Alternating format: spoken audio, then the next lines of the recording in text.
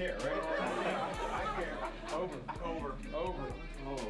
Over is the correct answer. You're in the zone on Sports Radio 810 WHB.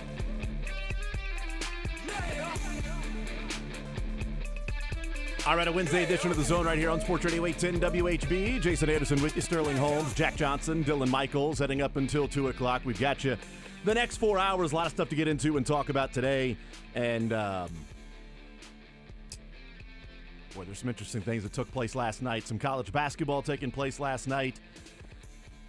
College football playoff rankings last night. Some big college basketball games coming up tonight with the SEC ACC Challenge. KU going to Omaha to play Creighton. That's awesome. Yeah. Thank you to both of those schools for doing that, and not just saying it'd be cool if it was in Kansas City at T-Mobile just because it helps the city. But you know what? Hey, let's have a on campus. Let's have some fun there. So those are cool. K-State in action over the weekend. Mizzou winning last night. So we'll talk some college basketball as it comes up. We'll certainly talk some college football playoff rankings. We'll talk some NFL football. We'll hear from Cynthia Freeland, NFL Network analytics expert. We'll get her thoughts on how the Chiefs will find a way to magically win against the Chargers on Sunday. What does your algorithm say about that? I wonder if she puts in all the ways that the Chiefs have won and starts running the model and if it just starts smoking. It's can't compute, error. That's how a computer would talk. Oh, is that how it talks? That's what I'm saying. Yeah, if a computer was a real person, that's an error, or a robot. I'm not sure. So we'll talk with Cynthia. I think Freeland. of like a Charlie Wilson. I think it's got a really nice sultry voice. Baby. It's not like Alexa. We cannot compute this team winning because of the refs. Let's be honest. All right? It's only because of the NFL. So Mick Schaefer will join us in the 1 o'clock hour. We will get an update to the ZOUs. Updates to the ZOU? No, we'll do an update to the ZOUs. What do we bet on? What did we bet on? Yeah. What's was the that same the Chiefs? Thing? Okay. Yeah, the ZOU's Chiefs. I can't remember if we did a college one. I was like, oh, man, I don't remember that at all. Yeah, it's a college one. You had Mizzou going 12. It's the only one we did over-under. We put Mizzou 11.5. We all went under. You went over. Looking forward to that meal. Looking forward to that lunch. You know how I know that's not true? Why? Because even I'm not that optimistic. You went higher than I did. That's probably right. 913-912-4810 is the text line. 913-912-4810. We'll hear from the Kansas City Chiefs today as well. Andy Reid, Patrick Mahomes, and we'll see whoever else is at the podium with those two individuals. Tonight, as I said, KU pregame starts right here on Sports Radio 810 WHB at 6 o'clock, and then KU Creighton at 7:30, postgame at 9:30. Let's get into the show. College football playoff rankings come out last night, and we see that, well, I should say the first takeaway that a lot of people had was Miami and Alabama. That was the main beef, right? That was the main, not beef, but conversation. ACC fans are pissed off because Miami's behind Bama. SEC fans are like, yeah, that makes sense. Bama should be in front of Miami. Look at the teams they've played and beat. Look at the teams that Miami did not play and did not beat. You got Iowa State and SMU AD's beef going on with stay off my lawn. Your lawn sits on a throne of lies. That was electric. It was great. It seems like your lawn is artificial. That's pretty good. That was a great back and forth. Great back and forth. If you haven't seen it, go check out Twitter, X, whatever, and see the SMU AD and Tony Pollard's at Iowa State, right?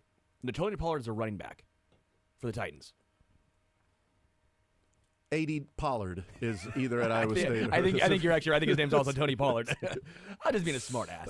That's right. So that happened last night when Iowa State shows up at number 16 and SMU shows up at, number 8. And pretty much, I think you're probably making a case that those teams, or at least SMU, is, in the tournament. If they lose to Clemson, are they going to be dropped out of the top 12, top 13, because they had to play an extra game? And before that, you had them ranked, before they would have played number 14, number 15 Clemson, you had them ranked at number 8 ahead of Indiana and ahead of Alabama. So losing an extra game when those two teams didn't have to play a game seems like that would be unnecessarily punitive when you're talking about how much respect you give to the college football playoff rankings, sure, to conference championship game participants. Especially if Clemson won And then all of a what sudden, I mean, yeah. Miami's the team. That's the one that I think would be impossible. I think Miami's out. Yes, 100%, and they should be. By the way, I'm totally fine with it. And Cristobal is just hilariously. Well, count the wins, 10 wins. Okay, so let's go to every single mid-major school that has Right. 10, 11 wins. Okay, Memphis, you're now in.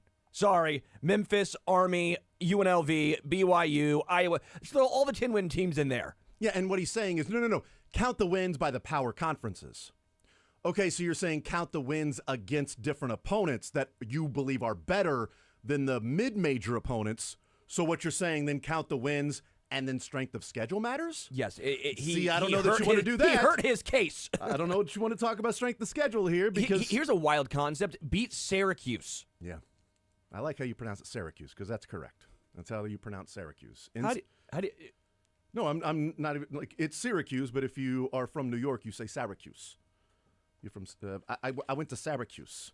Anyway, man, maybe it's the Philly. I coming out. learned that It is a from little bit of the Philly. I learned that from Soren. He was like, everybody's in there going Syracuse. Like, freaking Syracuse. I've read a book. So I'm right. I was right. You said Syracuse, yeah. Petro. Syracuse.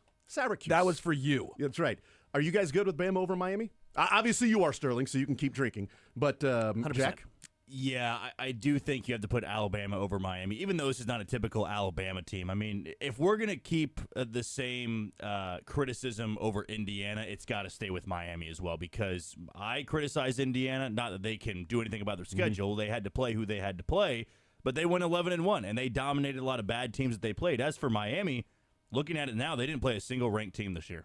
Not one ranked team. They played Syracuse. They lost. Syracuse jumped into the top. By virtue of beating Miami, Syracuse now jumps into the top 25, which means that Miami is 0-1 versus top 25 teams. So at the time, unranked, now ranked. But yeah, I think that's, this late into the season, I never really feel sympathy for teams that complain about not getting in when you lost the game you needed to win.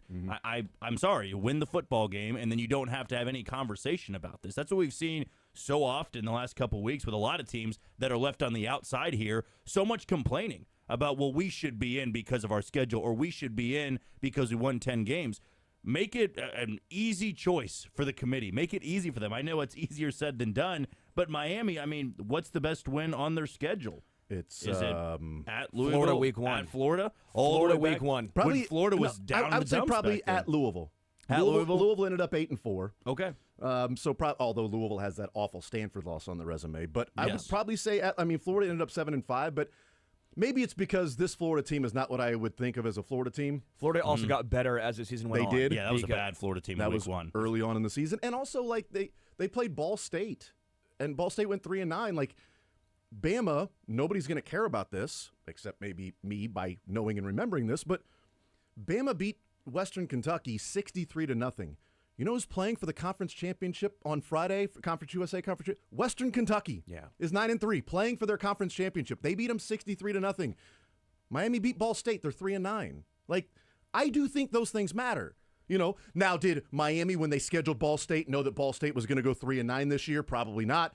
Did Alabama, when they scheduled WKU in like a 2-for-1 or whatever it was, like 7 years ago, that it happened to come up this year, that WKU was going to go on and beat Jack State on a last-second 55-yard field goal last Saturday night to get to play in the conference championship game against Jack State on Friday night? Like, I don't think Bama knew that, right? Clearly they didn't. But then they beat them 63-0. Yeah. And that team's playing for a Conference USA Conference championship on Friday. Well, and again, I've gone back, I think, the entire season. I've tried to compare Indiana and Miami because I think those two, they're both Power 5, whatever you want to call it, with relatively weak schedules for, again, the schedule broke their way. Both of them in good and bad. It's a good point. Yeah. The schedule broke their way to put up the wins. It did not break their way to put up good enough wins that they would argue that, no, our 2 losses are better than their 1 loss. Where Bama's arguing our 3-loss record is better than their 2-loss And record. Bama's schedule was just a bear this year. That's almost different in totality over here. And they've got 3 top 20 wins. But you look at Indiana, and I don't know how you would say Miami's should jump them or should be better than them. And I think that's the case that Miami's trying to make. Indiana lost 1 game to the second best team in the country at Ohio State. They didn't play great that game. I mean, let's be real. They had their special team unit gave them 14 points. Number 6 team in the country. Well, now, yeah. At the time, it was number 2. That team couldn't even beat Michigan. But that was at Ohio State. Agreed. And by the way, that actually was big because now Indiana did beat Michigan. And what did Indiana do in their final game? Yes, they played Purdue, who's atrocious. They dominated them. 66-0. Yeah, they dominated them. I mean, for me, that to me should that answers all my questions I had. Miami or Indiana, what happened in that final game? I get it. Purdue's bad, but they answered the call. They rang the bell. Miami folded. I have a couple questions that we'll find out when they release the rankings, and we'll find out when these games take place. But Boise State UNLV, like I wrote it down this morning, and I said, okay, that's a playoff game, right? Winner gets in, loser's out. But then you hear Ward Manuel. Here's play clip number 2. Here's Ward Manuel last night on how conference championship games and those playing in the conference championship games will have an effect on the rankings. Those who are not playing, we will not adjust those teams because they don't have another data point, obviously. But in terms of those who are playing, how they'll move, if they'll move at all, if you remember 2 years ago, TCU lost in their conference championship game and didn't move. They stayed at 3. So we could do that, or we could adjust depending on the outcomes of the game. So it's kind of generic at the end. We could adjust, or we could do that where TCU didn't move, or we could adjust depending on the outcome of the game. So if he's saying that, well, we're not going to move a team that isn't playing this weekend. Alabama ain't playing. Yeah. Miami ain't playing. Boise State's ahead of both of them, and they're number 10. If they lose to UNLV, is he saying that Boise State and UNLV are both going to get in? That the Mountain West is going to get 2 teams? The Big 12 is going to get 1? Big 12's only getting 1. ACC, can they get 2 teams? Because if Clemson beats SMU, SMU's number 8.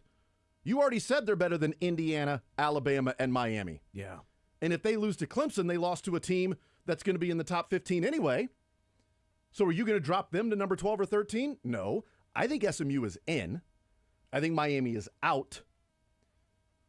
And I think Bama has to root for Boise and has to root for SMU to get in. Agreed. I think Bama's out. If Clemson wins, Bama's out. If UNLV and Clemson both win, then do they drop Boise State out or do they drop Indiana out? But they already had Indiana over Boise State. So now you're going to drop Boise State out because they had to play an extra game and an extra data point over a team that didn't in Indiana. Yeah. So that it could get crazy. It could get wild this weekend, or it could go to chalk that, if SMU beats Clemson, if, Arizona State and Iowa State is a playoff game. That is a playoff game. Winner gets in, losers out. That is 100% a playoff game. I think Boise and UNLV should be a playoff game. Full transparency, I think Boise State almost should be in. I know you just want to watch Ashton GNT. No, but their only loss this year has been by 3 points at Oregon. At Oregon, yeah. They've already beaten a good UNLV team at UNLV. Second time around, if you lose, lost to them. I find that hard, and I think they've had very similar, if not, very similar schedule to the Miamis, the Indianas, and their one loss before the UNLV, if that were to happen, would be better even than Indiana's loss. So I personally would have a little bit of a hard time leaving Boise State out, which is funny for me, who's going for the mid majors as an SEC man. But yeah, I think Boise State's they've earned it. So I think the big schools need to root for Boise State to win and need to root for SMU to win, and then I think Alabama's in.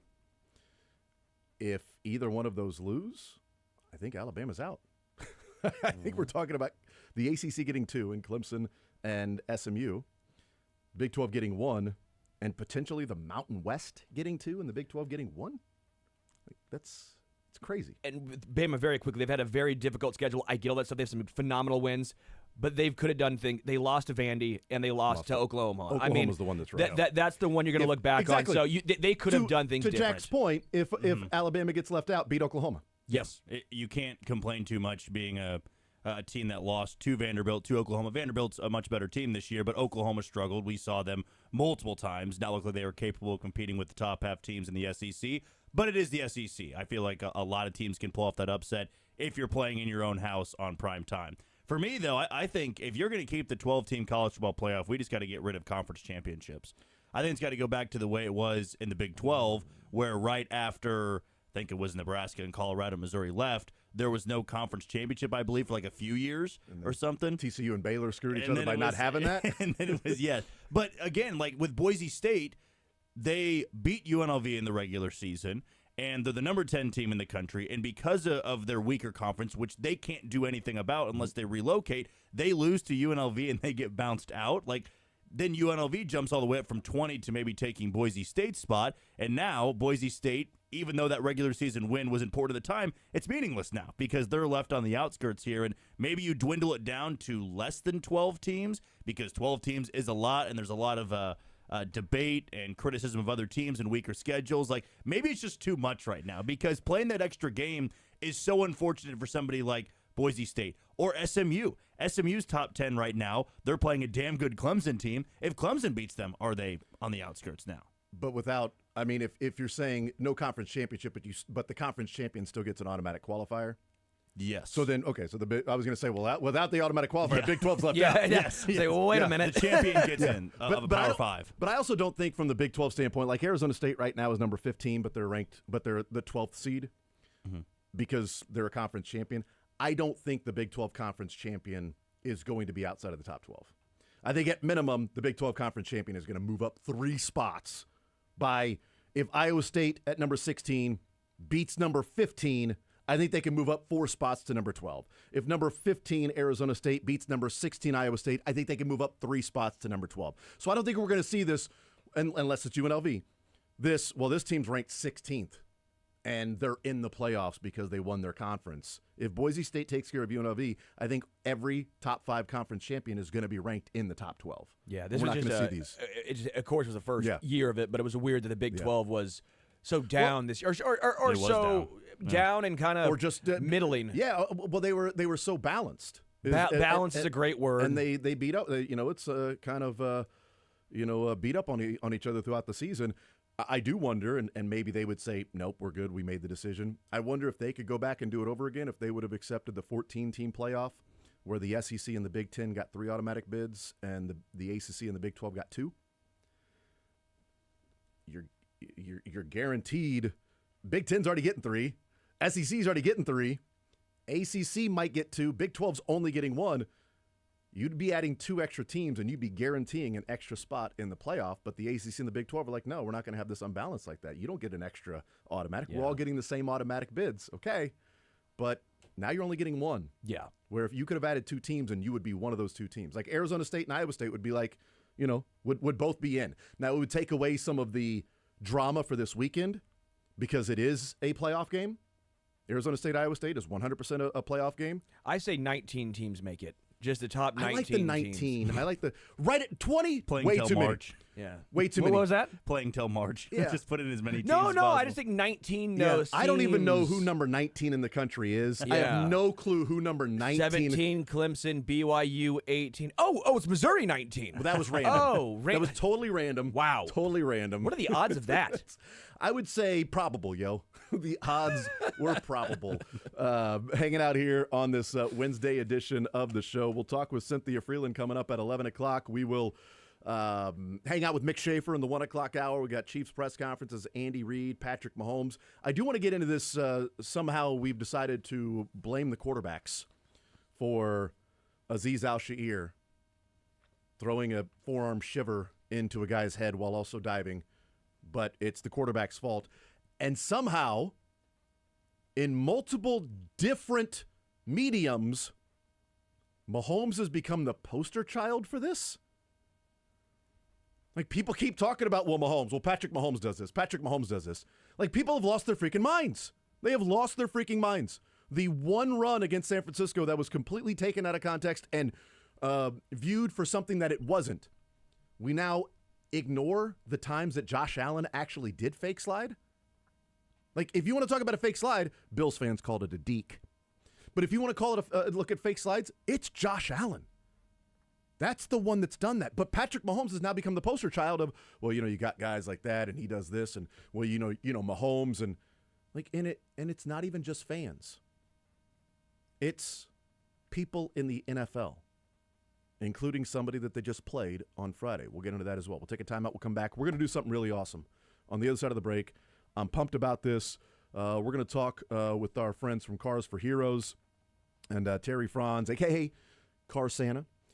And Cars for Heroes gives out a car to a veteran that is in need, that it can go so far and do so much for a family to have that mode of transportation. And we're going to talk with him about this particular organization, the event that's coming up, the 30 vehicles that'll be given out on December 20th, all the different cities that they do this, our heroes, those in the military, and people stepping up to help them in need. We'll take a timeout. We'll come back.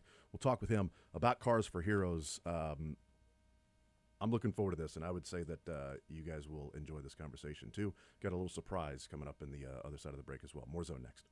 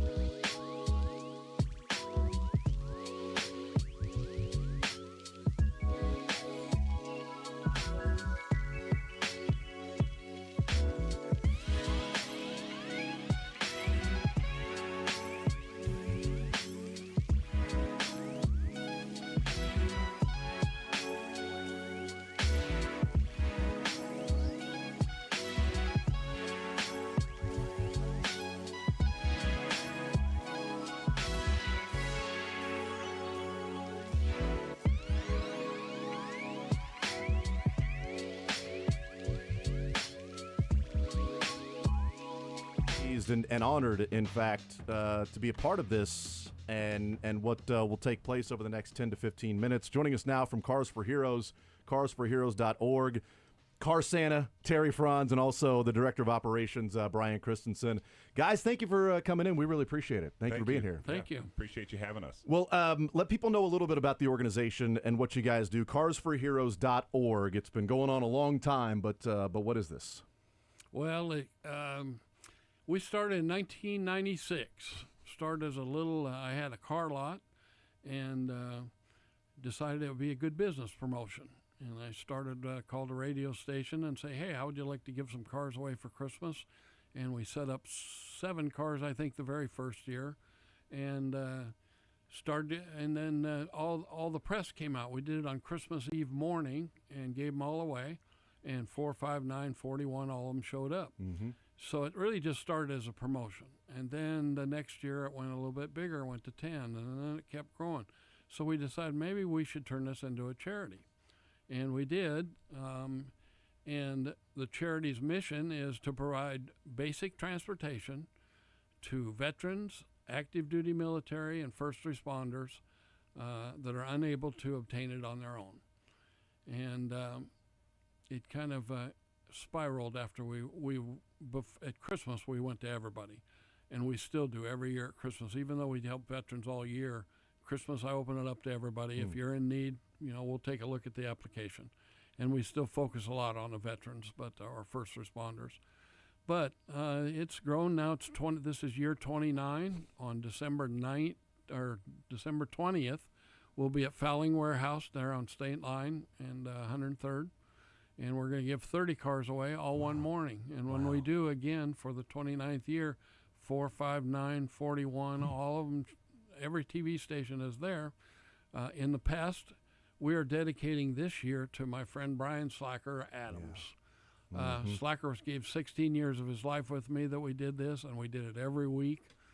Then we had the events, and so we decided to dedicate it to him this year because he rode right through. Max Floyd, myself, went to his house, and he knew what was happening, and he said, I want to go out in style. So we did. We gave them all away. We did it in his, he has a little living room area that he has his own studio in, and we recorded them all and gave them all away last year. So at least we got to spend that with him. But since he's not going to be here this year, we've invited his wife and his daughter down and pay tribute to him while we're down there. And at the same time, help 30 families in the area that need a hand up. And we do a lot of other things with Tide Cleaners. They donate a bag of cleaning products like Downy and Tide and that kind of stuff. They're Tide dry cleaners. Then we've got, Price Chopper next door feeds us all. We got gas cards coming. Michael Bergen with Hands to Heart brings a big 40-foot trailer filled with toys so that all the kids get toys. So Don't forget about all those Chiefs players. You got Deron. That's right. Deron Cherry. Deron will be there. Some other Hall of Famers will be there, too. Yeah, I'm hoping we'll see Tim Grunhart there and a few other players are still. Brian, how did you? Brian Chris is the director of operations. How did you get involved in this? When did the calling, I guess, start for you to be a part of this organization? So back in 2010, I had started up a towing business, and I had met Terry through the car lot that I was working at, and told him I'd help him. I'd help him out, tow some cars, pick them up for him, and it slowly progressed from there as he needed more help, and I wanted to help. Yeah. After the big Joplin tornado, and I went down, I brought 3 tow trucks down loaded with cars, and I decided that that's what I wanted to do. And I still own a tow company and a little auto repair shop, and dedicate most of our time to this organization. So we pick up the cars and we get them checked out and see which one needs work. So this whole thing works off of people donating their old car that they're not using anymore. And we go and pick them up and decide what needs to be fixed, if anything, and get them ready. What have you seen in the difference that it makes for these heroes? That something that's, quite frankly, taken for granted by a lot of people, that you just get in a car, start it, and go to work or go do this? I mean, some of the biggest things that I've seen is when you see their face, or you hear them, even you'll hear it even on the radio when you surprise someone with a car. It just seems like all the weight has just been lifted off of them. And sometimes they say little things like, wow, I can don't have to walk and carry groceries home. Or, you just think about carrying a gallon of milk and 2 bags of groceries, a mile down the road in this weather. It's horrible. Or even hot weather. So it's huge. And to be able to go to the doctor, and some people have said they just want to go see their grandkids at the park play baseball, and they can't get there. Especially if they're handicapped and they need a special vehicle. We do help with handicap accessible vehicles also. And some people have been stuck in the house for years. So it's amazing to help. There's so many things over the 30 years I've been doing this that you don't notice. But if you're down and out, I can show you the soup kitchens that'll feed you. I can show you places that'll give you clothes. I can show you organizations that'll help you get into housing. All the things you might need. I've had people that I took from hotel rooms, and the guy said he had 6 kids, and they were all in one room in a hotel room. And he says, well, I know where the soup kitchen is, but I don't have a car to get there. So sometimes it's the simple things, but they don't realize that when we give these people a car, lots of times they go get all those things for themselves. But when they're stuck and they can't move, they have no options. And you all have friends and family that will help.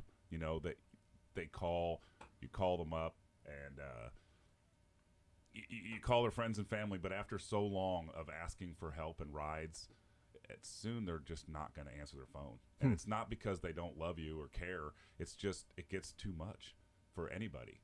So you just think about you go out in the morning, you got to go to work, you go to start your car and it doesn't start. What do? You immediately freak out, don't know what's going to happen. Now just think about that every single day.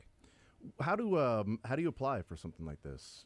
We have a website, cars, the number 4, heroes.org. And if you go there, it'll explain everything about us. It'll give a little brief description, some videos of what we do, and you can apply for a car, donate a car, or help us out in other ways with money. Yeah, and going on 3 decades of doing this, which is amazing when things start sort of organically.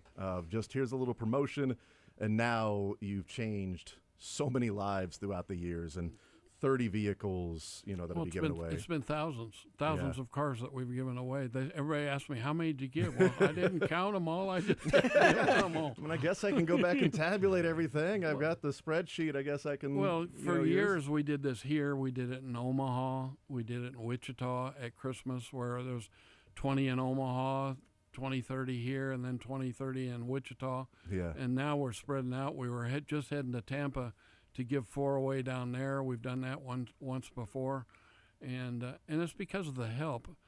Tide Cleaners was owned by a guy named Jimmy Berry for a lot of years. He just sold it this year. Well, he bought a house down in St. Pete.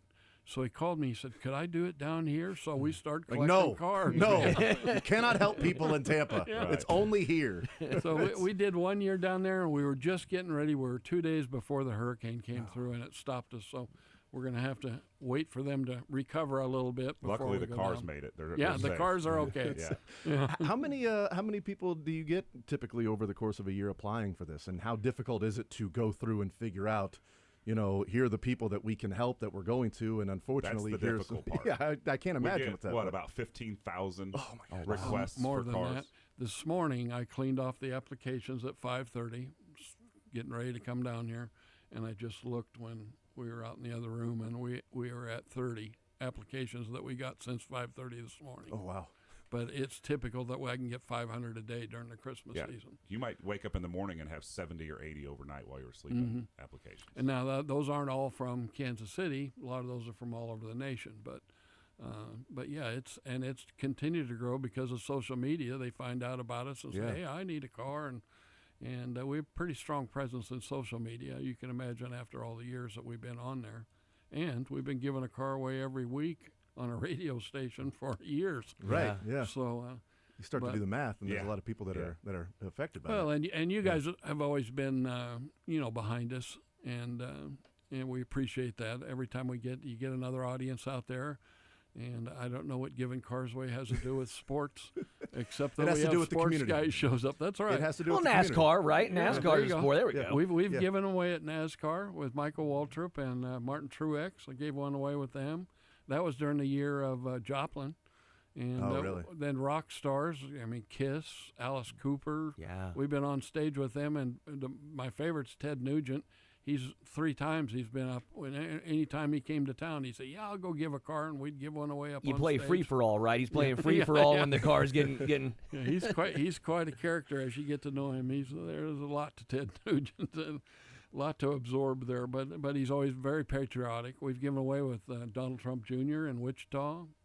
I can't imagine that you guys would be surprised at the amount of people that would want to help, right? I mean, it seems like this is because even Brian saying, "You know what, I'm just helping you tow," and now it's like, no, I want to do more. Yeah. I wanna Once you've been there and you hand over the keys to these people and you see how it changes their life, you're not human if you don't feel like you want to do something. Yeah, so, I mean, it's just our instinct as a human being to help other people, and it's so rewarding to do. Well, I'll give you a quick story. For over 15 years, the Kansas, Missouri, and Safety Council donates all the child safety seats for all the kids that we got. And the reason we did is the lady, Kathy Zantz, that runs it, she brought her kids down one year, and we had a family of 6, and they were pretty down and out. We gave them a van, and her son looked at one of the kids, and he took his gloves off and went and gave them to one of the other kids that was needing it. And we locked her in forever. If we forget to call her, she calls us. So, yeah. Oh, that is fantastic. Well, I know there's an applicant. There's a number of applicants, and there's the interview process. There's the application and interview process, and right now we have Johnny on the line. And Johnny, welcome in. You're on Sports Radio 810 WHB right now, and I'm here with Terry and Brian. And as we go through trying to figure out different things and those that are worthy, deserve, everybody is, but trying to figure these things out. Johnny, these guys, Terry and Brian, have some questions for you just to sort of go through the next step of the interview process. Okay. How you doing this morning, Johnny? This is Terry. Good. How are you doing? Good. Well, I was telling them a little bit about your story, and you had served Army, I believe, wasn't it? Yes, sir. And you had, well, I know you had one tour. Was it Iraq or Afghanistan. Afghanistan? Okay.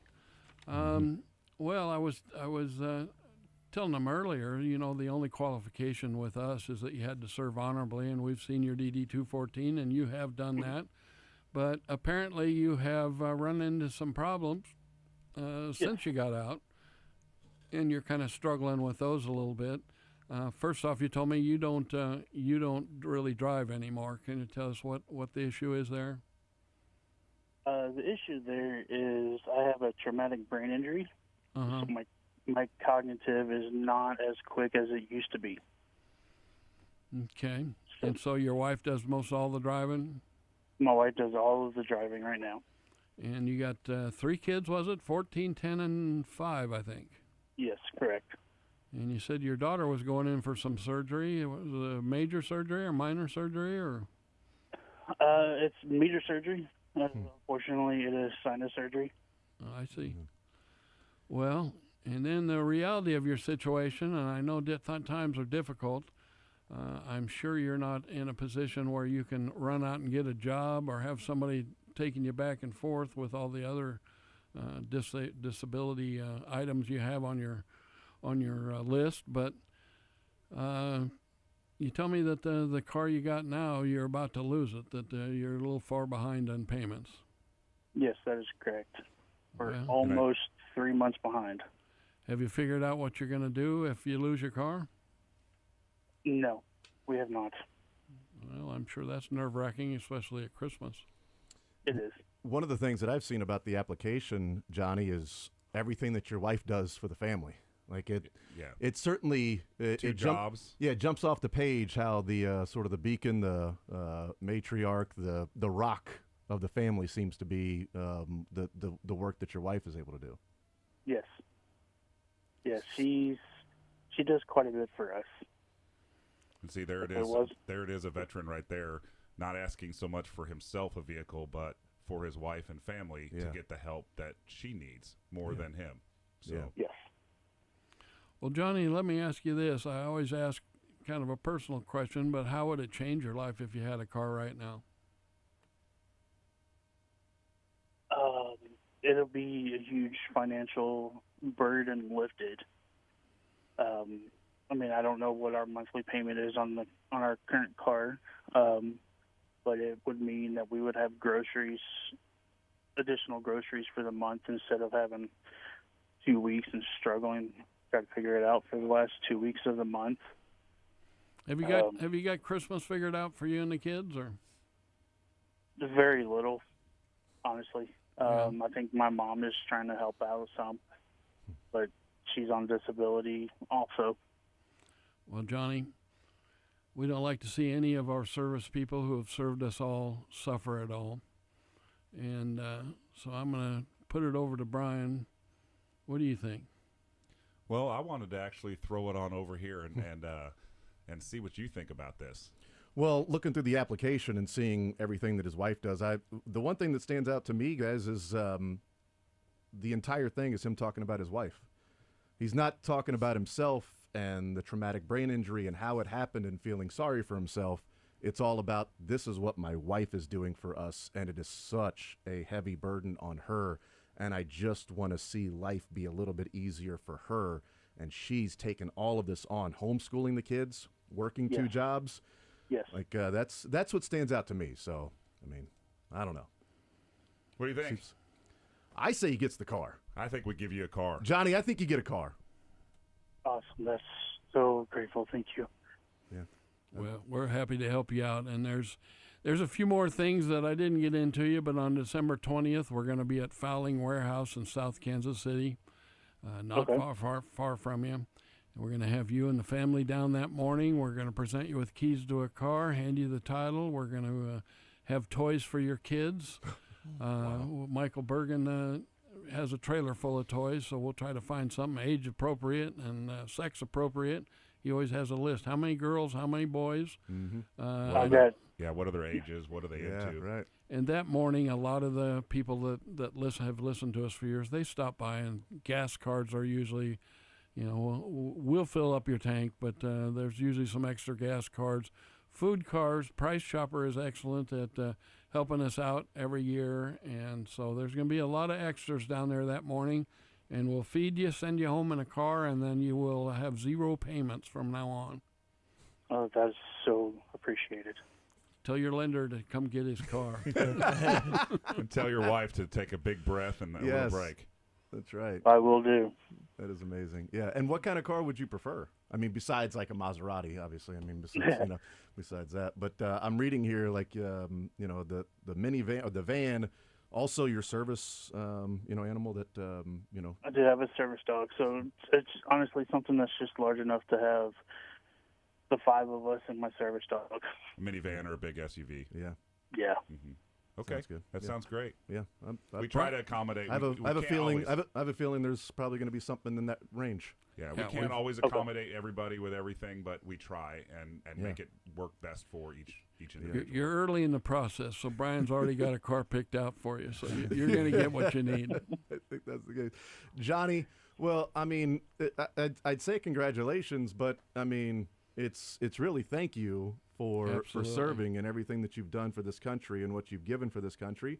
And it's obviously a big thank you and a ton of respect for what you've done, your family has done, because when the military serves, the entire family serves. Right. And your wife seems to be one heck of a lady. And she is. Yeah. So... And we'll be reaching out to you shortly to get you all the details of when to come out and what time to be there for our event. Okay. Thank you. I'm happy for you, Johnny, and certainly appreciative of the service that you've given, and love the fact that now a little bit of a burden here in this Christmas time, and those kids a little bit better of a Christmas as well. I'm not sure which is going to be more special for you, is getting the car, seeing what the Christmas might be for the children coming up in a few weeks. So, Johnny, thank you so much for your service, for everything that you've done. Please send along our thank you and admiration for your wife and everything that she has done for the family, and cannot wait for you to get behind the wheels of this. And as Terry said, to call your lender and tell him pick up the car that you got right now, because you're not making another payment on a car moving forward. All right. Will do. Thank you, Johnny. Thank you. All right, there we go. There's Johnny. It's one of the many recipients of the Cars from Cars for Heroes and the difference it'll make. The story about everything about his wife is obviously what jumps off the page. Yes. Mm-hmm. I don't think there's anything wrong with somebody telling a lot of people about their hardships, about what I'm going through, what I've had to deal with. But this was all about what my wife is having to do. Everything in his story was my wife can get a break, and she doesn't have to do everything and then struggle and be worried every month of how to feed. That's what he said. Just having food the last 2 weeks of the month is a huge deal. And I can't imagine, having 3 children that have to worry about having food the last week of the month. Mm-hmm. So any way you can help, well, you guys have done such an amazing job for going on 30 years now. And the combination of what you guys are doing for the heroes, and then this particular year honoring Slacker, and having, I was wondering, you mentioned it, I was wondering if his wife and daughter would be there. I was assuming they would be there. The loves of his life, the light of his eyes. Well, you got to keep in mind that Slacker and myself, I mean, I knew Slacker when we used to be at KY with Max Dan and Moffat for 9 years. Who? Who's that, Sterling? Who's that? My mom. Never heard of him. Yeah, having Max there is a dangerous move. What's Max? You could give it Max a mic? I don't know about that. Yeah. No, that's Max. Well, it was actually Slacker and I sat down one day, and Max had just lost his wife, and he was not in a really good place. And I said, well, I wonder if he would come back on the radio. And we talked about it about 3 months. So, well, how could we get him on the radio? We found out all we had to do is go to lunch with him. I said, would you do that? He said, sure, I'll do that. And he will be at our event also. Very cool. But, so I know Slacker back in the KY days. Yeah. And real honestly, if it wasn't for Sterling's mom, the very first call, I did it with another station, and I randomly called radio stations, and the first one that called me back was Tana. Wow. And she says, "You want to do what?" And I said, "I want to give cars away for Christmas." "Yeah, we're in. And if you know Tana, that's she's go. Very excitable. Yeah. And It doesn't fall far from the tree. I was there even the last day they were on the air, because she called me. She says, "I know they're going to fire us all today." Yeah. And she said, "Could we give a van with a wheelchair lift away?" So right to the end, she was going for it. Amazing. But if it wasn't for the 9 years they gave, I mean, they really elevated this from, hey, let's give a few cars at Christmas. It was the year they were still on the air, and it was the year of Katrina. And we gave, I said, she called me one day, she says, "How many cars we giving?" I said, 50. And she said, "Oh, really?" Well, we took 8 of them, and we sent them down to Houma, Louisiana for the hurricane victims down there. But that's when we decided, well, maybe we should do this instead of 50 at Christmas. Why don't we do it every week? Yeah, that's And amazing. then, unfortunately, the suits came in and eliminated KY. Yeah, They always have a better idea. yeah, no kidding. That's what we love about being locally owned here at Yeah. Sports Radio 810 WHB and the people involved with this. Carsforhero.org. You guys have done such an amazing job, amazing work, starting from something so organic and growing into the lives that you guys have changed over the years. So thank you for doing what you do Oh, we and love doing it. continuing to do it.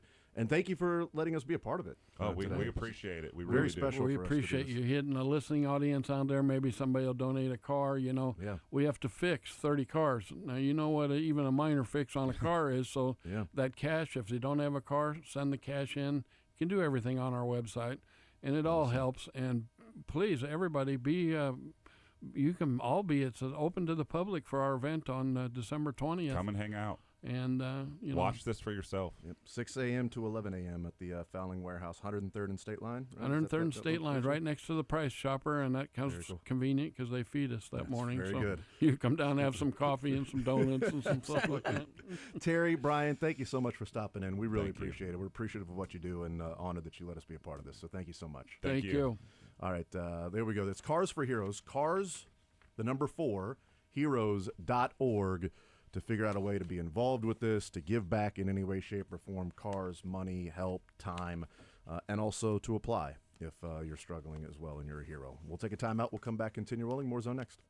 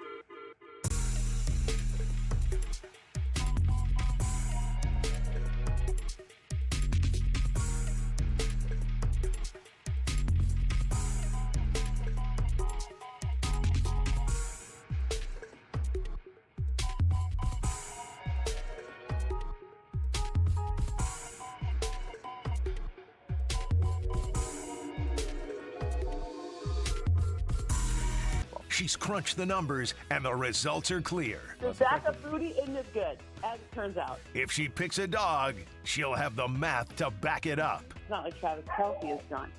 My dog is very excited about this, just so you know. It's Cynthia Freeland of NFL Network. Now in the zone with Jason Anderson on Sports Radio 810 WHB. All right, we'll continue right here on Sports Radio 810 WHB. We'll hear from the Kansas City Chiefs coming up later on this hour. Thank you to Terry Franz, a.k.a. Car Santa, and also Brian Christensen. Again, that's Cars for Heroes, cars number 4, heroes.org. Cars for Heroes. Let's talk some NFL football as the Chiefs just keep doing the chiefiest Chiefs that ever chiefed on Friday. And Cynthia Freeland, NFL Network analytics expert, joining us to talk about the NFL and the Kansas City Chiefs. Cynthia, welcome into the show. How are you? I'm doing great, thanks. How are you? I'm still a little full from Thanksgiving, but I'm good. That we all are. We had leftovers after leftovers, and then my wife was like, all right, we've had enough leftovers. Why don't we take what is left over of the leftovers? And then she's like, why don't I just make like a big pot pie with all the turkey and the stuffing and everything? I'm like, oh, that sounds terrible, honey. Don't do that. Oh, gross. Yeah. Yuck. So yeah, we've now done it differently. We're doing all that. So it's great. How was your Thanksgiving though?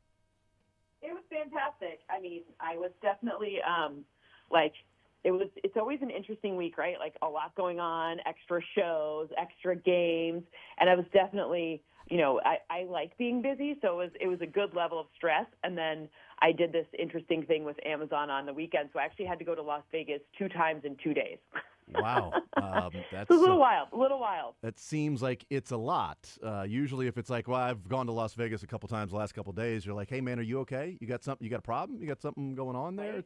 It's all right. I'm the only one who left that scenario making more money than when I left with more money. And I went back to go make more money. It was great. That's right. It's like an ATM. It's just I just keep pulling the lever and they keep paying me. It's weird. How stressful was your Thanksgiving in that fourth quarter when the Bears were driving and forgot about the clock and the timeout? But, that probably didn't help on Thanksgiving stress and everything you're doing, watching the Lions be able to pull that one out and win.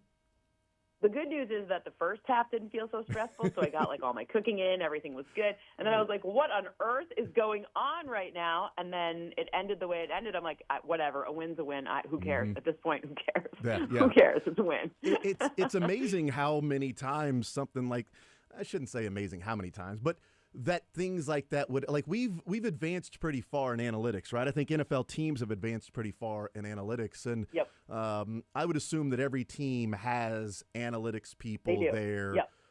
How often do you think there are conversations of people that are maybe in the coach's ear of like, hey, timeout here, or hey, let's go spike the ball here, or that situational football, because 37 seconds left when you get sacked and you only run one more play and you got a timeout is egregious. And some would say a fireable offense, and they agreed.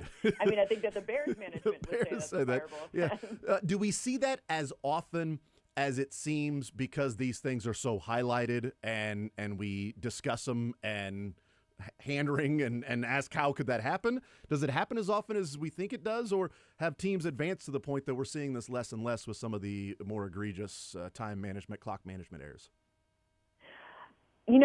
I think it's a sort of a case-by-case basis, because the overwhelming feeling I have after that presser from Matt Eberflus, which turned out to be his last, was that he doubled down on the decision, saying that it was correct.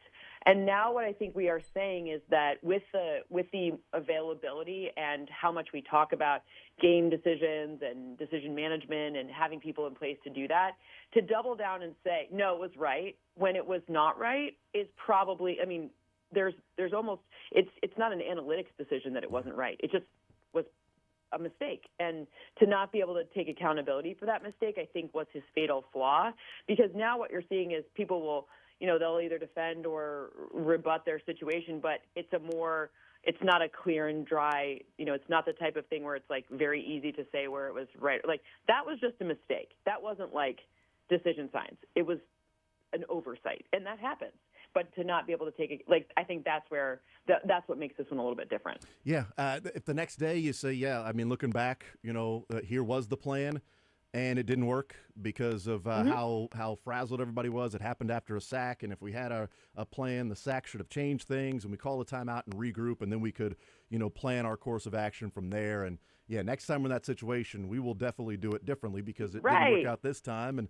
But to say, no, this was the plan, the plan was to snap the ball at 18 seconds. Well, then why just snap it at 7 if that was the plan? Right. So, that's where you're like, okay, it's people accept, they don't like mistakes, but to say, okay, move on. I think we still would see Matt Eberflus as the coach had he said, because the Bears don't typically fire people midseason. So, but I think that was the fatal flaw right there. Visiting with Cynthia Freeland, NFL Network analytics expert. The very next day, we saw an end of a game situation that resulted in a crazy ending. Devil magic for the Chiefs, doing what the Chiefs do, just playing to the script, which is smart. Just play to the script of the NFL and go and win games. But one of the reactions that I've seen, we do a thing called Sad Fans on Reddit. So whenever the Chiefs win, I peruse for a couple of hours of the game thread of that Reddit fan base of the Raiders. Love it.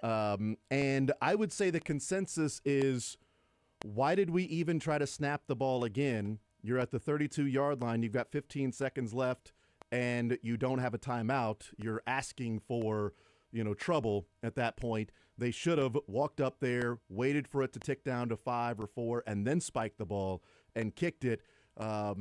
Is that revisionist history? Is that results-oriented because they know that the snap was fumbled and, that they did? Or would that have been the smarter strategy? No timeouts, only 15 seconds on the clock.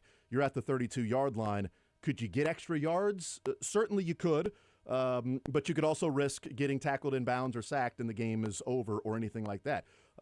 We know this didn't work, but this not working in that reaction, is that results-oriented, or would the smarter analytical thing be, I know that Carlson's missed a couple of field goals today, but he's one of the best. He's been our guy for 6 years, and 50-yard or something that he should put through the uprights, and we trust he's going to do it right here, and we're going to win the game.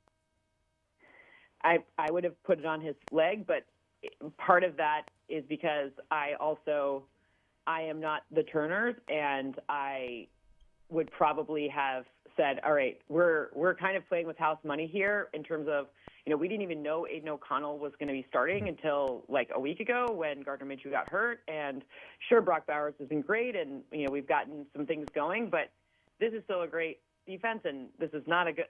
I probably would have at least put it on the kicker, because to me, it's kind of like when people go for it. When you're the undermatched team and you go for 2 at the end of a game to not send it to overtime, but rather to win, because sometimes when you're outmatched, it's better to try to just do the higher probability thing. Yeah, I thought they were going to spike it and go up and kick it. I was okay sort of either way, because I didn't have, if Carlson was going to kick, I sort of felt like he was going to miss it just because that's what's happened with the Chiefs this year, and he'd already missed 3 in the game. I'm like, well, this guy, there's no way he's going to make this. It's 50-yarder. He hit the ground first the last time he tried to kick a 50-yarder. Something's going on there with him. And that's probably what was going through the Raiders' mind of any single yard matters. Yep. And while Eberflus is made fun of or is criticized because he didn't try to get more yards with Cairo Santos, and then Antonio Pierce tries to get more yards with Aiden O'Connell, he's criticized that why didn't you just kick it? There is a large element, I think, of being results-oriented. But at that point, I really did think they were just going to say kick it because we're out of timeouts and we can't risk, a mistake where Aiden O'Connell's a younger guy. And if he tries to throw it to the sideline and the Chiefs make a tackle, or they start to force that guy backwards and the forward progress is stopped, then the game's over at that point. You're one random play away from not even getting a chance to kick it. I would have taken my chances at that point. I'm glad they didn't, though. I'll be honest. I appreciate them doing that. Thanks for the gift. Yeah. How does your algorithm, your model, how does it come up with things the Chiefs have done? I joked earlier, Cynthia. I said, when she puts all of these different things in the algorithm of how the Chiefs have won, and then presses it just starts smoking. It's it does not compute what is going on with the Chiefs this year. I mean, it also doesn't compute how many kicker misses. This is a wild year for kickers just across the league. So, those are things where high probability things don't always happen. That's why we play the games. It's fun to set the table, but it's even more fun to say, okay, well, this is not trending the way that the higher probability things are because of X, Y, or Z, right? It gives us something to talk about. So it's good. It's good on that front, but it's wild. It's wild. I mean, how many times my model certainly could not have predicted that, the left tackle struggles would dictate changes in the offensive line, bringing, an interior defender to the outside. And these are things that make football so fun and so interesting. And, if you're a Chiefs fan, I think that it's getting funnier and funnier to watch Chiefs fans across America, because people are like, come on, it's magic. The script is written, blah, blah, blah, blah. And you're like, sometimes, it just works that way. Sometimes it bees like that. I heard a song like that a while ago. And also the sort of the kicker misses. It's a great point too, because Daniel Carlson had missed 2 kicks all year going into this game. Right. And he goes 1 of 4. The Chiefs are on their 3rd kicker. So if you'd have said, hey, one of these kickers is going to go 4 for 5 and the other one's going to go 1 for 4, and the team that goes 1 for 4 is going to lose, that sucks that Matthew Wright couldn't come through for the Chiefs, because Daniel Carson's not going to miss 3 field goals when he's missed 2 all year, and Matthew Wright, fresh off the street, and the 3rd kicker for the Chiefs this year is going to go 4 for 5, and the only one he misses is from 50-plus yards that they did, before the half or whatever. Right. That's incredible. Those are things that just, there is some fortune that goes along with it. And Cynthia, I tweeted out after the game, I can't explain it. I don't know what's going on, but I do think the Chiefs are using up all of their fortune through the first 12 games. That there may not be much good fortune left come playoff time. They're going to actually have to win these games on their own merit, not the script. I think. I'm not sure. Maybe. I mean, I'm pretty sure that, I don't know, that's the good news, right? There's no such thing as using it up. Of course, we have regression or whatever, but at the end of the day, these are small sample sizes. The thing I'm more worried about with the Chiefs is figuring out their offensive line than any more using up karma, right? I love it. Yeah. I want to talk about the offensive line here in just a little bit, but I want to double back a little bit to the clock management and what reputationally happens when you're winning games and maybe that you have a Hall of Fame quarterback. I remember Andy Reid, when he got to Kansas City, was a dunce and was made fun of for clock management, and he was the worst that there was, and he was terrible at it, and he couldn't win the big game. He couldn't do any of those things, and he's a good regular season coach, and then, when it really matters, he's going to find a way to not come through. That's right. He's won 3 Super Bowls in 5 years. He's been to 4. He's got a Hall of Fame quarterback, and they've now won 14 straight one-score games.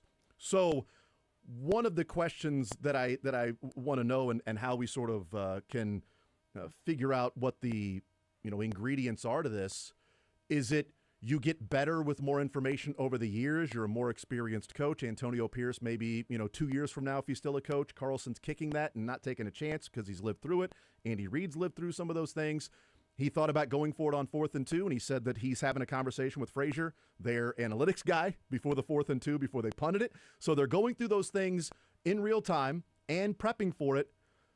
And also, he's got a Hall of Fame quarterback now that you can sort of rely on to win some of these one-score games, and clock management becomes less of an issue and less of a deal if, Mahomes is just simply making plays. How much of that, that percentage is sort of baked into the he's a dunce, he's an idiot, and now you've got people arguing that Patrick Mahomes is created because of how amazing Andy Reid is? Look, my first question is who is Antonio Pierce's quarterback, right? Because that is a huge difference maker. And when you're looking at those opportunities and what happens when you have those good quarterbacks versus it's kind of overcorrecting towards like Andy Reid's not making Patrick Mahomes better in these one possession games. It's the confluence of both of them working together, right? It's the play call with the other team, with the other players on the team, with the quarterback, with all of it. But it does help when you have probably the best quarterback we'll see in our lifetime. So those two things work together. Funny part, hand in glove, they work together. Yeah. Visiting with Cynthia Freeland, our guest, NFL Network analytics expert. All right, what's the impact then? It seems pretty obvious, but I don't know if there's a number to quantify it and how bad the Chiefs' left tackle has been. They've benched their starting left tackle twice this year. Kingsley in week number 2 against the Bengals brought in Wanya Morris, and now Wanya Morris on Friday against the Raiders and moved Joe Thuney out to left tackle. They signed DJ Humphries. It certainly sounds like they cannot wait to get him out there on the field. But if the Chiefs got representative left tackle play, essentially what they got at a good portion of the time with Donovan Smith last year. What level can this offense get to? How much better can this offense be if that position was just simply saying, it's a left tackle in the NFL. It's not Trent Williams, but it's also not what we've seen so far from the Chiefs left tackle. I mean, that to me is the difference between the Super Bowl or not this year. That's where it comes in. Because while I don't believe it's going to be a problem in the rest of the regular season, meaning I don't think it's going to mess with the ability to get the 1 seed, although the Bills will be coming for you, I do think that in those single-game sample sizes in the AFC playoffs, that will be where pressure rate and the fact that we've now seen Patrick Mahomes sacked career-high tied times in 2 games, that's where the playoff.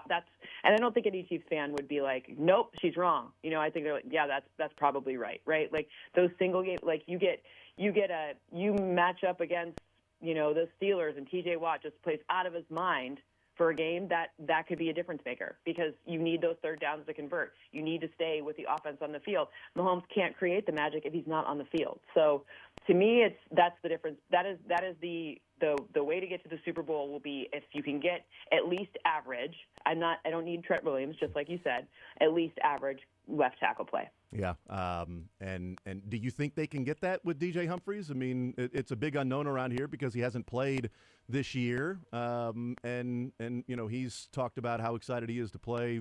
We know the Chiefs certainly like what they see in him. He got cleared. They signed him pretty quickly. Do you think they can get that from DJ Humphries? And if not, what will they have to do to adjust their offense to try to, help out at left tackle? I mean, nobody knows for sure. We'll see. We'll see. We'll see very quickly. But I will say we have to, we have to trust both the discerning eye of Brett Veach and Andy Reid because they've proven time and time again that they do get these things right and they do not stop until they get them right. So I'm going to go with trust and lead with yes. I'm not suggesting he's going to be out there, earning like a 3% only pressure rate, but like make it 11%, like a league average, and that will be more than enough to help Patrick Mahomes out. Visiting with Cynthia Freeland, NFL Network analytics expert. I wanted to get your thoughts on the last couple of weeks. I've been meaning to ask you. This has been one of the bullet points, and we haven't got to it. So I moved it up in the bullet points this week.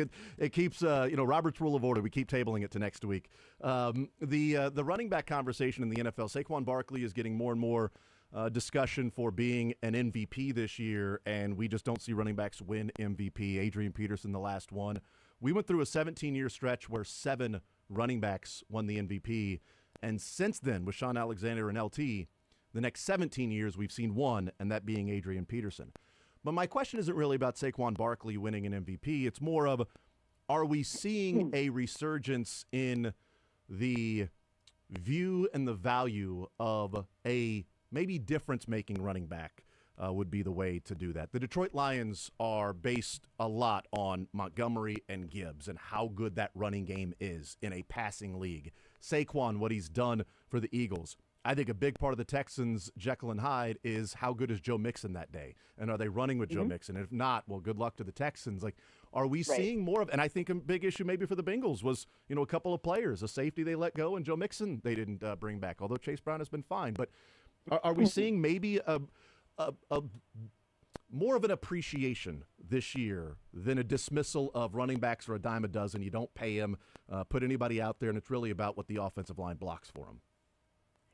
I think we're seeing, I guess, at some point the market and the supply and demand and the market price, now it swings too far the other way. So I think what we're seeing is maybe running backs have been devalued too far. We haven't found a settling point of the invisible hand, Adam Smith, whatever that is. We haven't found that point yet. And now we've gone too far where now the things Saquon, Derrick Henry, all those guys are doing is exceeding those contracts by such a wide margin that it's changing the way we feel about how they're able to shift games. Now, I don't think that so first of all, not all analytics people hate running backs. I will be the first one to admit that because I don't. But I don't like overpaying for non-production. I don't like overpaying a wide receiver for non-production. Yeah. But the point is if you're going to use them the way that Saquon, Derek, all of these guys have been used, then they are worth more. And now that they're undervalued from a price per snap or price per touchdown, however you want to value them in a way that seems fun for Twitter, the reality is it's just the pendulum has just swung too far in the other direction. And same thing's happening with off-ball linebackers. I mean, do the Chiefs know that? Yeah, absolutely. Your off-ball linebackers are really important, and they're getting you a lot of help on the defense, and maybe they're underpaid. So, we see these things swing back and forth. I don't think it's a stretch to think that at least Saquon Barkley should be not just in consideration, but in strong consideration for the MVP, although I don't think he wins. I think it ends up being Josh Allen, which, if you're a bettor, that's a good market right now to take advantage of some plus odds there. Yeah. But I think we see Saquon with the Offensive Player of the Year, and that's kind of where this is all netted out, right? It seems like the best quarterback wins the MVP, and the best skill player wins the Offensive Player. That's just kind of how it's. And I'm not saying that's right, wrong, or whatever. I'm just saying that is what the formula has been. Yeah. And even with the Chiefs, the longest rush of the year with Kareem Hunt was 17 yards. Isaiah Pacheco's, I think, fourth carry of the game, he picks up a 34-yard run. It's just like that Right. little bit, can go a long way. And obviously what Saquon's done is just ridiculous. I would not have been mad and complained if the Chiefs signed Saquon Barkley. That would not have been something that I got on the air and said, "What are you doing?" Because what are you doing? I mean, for the same price as look at some of the guys. I think it's him and Darnell Mooney have the same contract. I will take Saquon. I'll take Saquon. Let's see. Which decision would you make? And the one way that I looked at it too, when the Panthers gave the money to Christian McCaffrey, I wasn't up in arms. What are you doing? Because I viewed Christian McCaffrey as more of a playmaker than just a running back because he's catching 100 balls a season. And when you look at who are the best yards after catch guys in the NFL. Well, Jamar Chase is on a different level, so let's put him aside because he's an alien. He's a freak. But for the most part, it's running backs, right? Yards after, running backs getting the ball and then getting out in open space. And what they do is breaking tackles, forcing missed tackles, picking up yards after contact and, yards after catching contact. It's all running backs, even when you were talking about, receiving those things, the receptions. I mean, the reality is you should pay for the performance that you want at the position where it makes sense for you. If you have Patrick Mahomes as your quarterback, you probably don't need to get one of those top-end wide running backs, me. You probably don't need to get one of those top-end running backs. It would be nice, and you would obviously Saquon at the price he was going for last year that's a different thing, but you're not going to get a Christian McCaffrey level payment plan for a running back, even if it's Christian McCaffrey who's so multiple, because you still want to have and exploit all of the best talents of Patrick Mahomes, which is a lot of different passing concepts. Obviously, you pay Travis Kelce. Obviously, you pay your defense. But, you just can't pay everyone. That is the people who do it best, they understand where to pay for the performance, and they take advantage of surplus value, which right now, Saquon Barkley is some of the best surplus value for production for payment in the league. Visiting with Cynthia Freeland. Last one for you, Cynthia, NFL Network analytics expert. What do you think of this Chargers matchup coming up on Sunday? Speaking of running backs, J.K. Dobbins has been really good this year. He'll be out for the Chargers, placed on IR. So what do you think of this matchup with the Chiefs in Arrowhead on Sunday Night Football? Yeah, the Chargers, it's funny because the AFC is essentially sort of, it'd be very hard for the top 7 slots right now to do anything other than, shuffle the deck. Not the Chiefs, obviously, but some of the other wild card spots they're playing for, are we 5, are we 6, or are we 7, And I think that the Chargers' opportunity to come out against the Chiefs defense that has been really hard on them in the past with some of the young players, with some of their banged-up new players, maybe we see a little more Kamani Vidal. Maybe we see them, obviously Gus Edwards is there, but we see them try some things to keep Justin Herbert really, really effective and efficient. It's not necessarily his sexiest year in terms of passing numbers explicitly, but he's done the thing he needs to do, which is minimize the turnovers and stuff.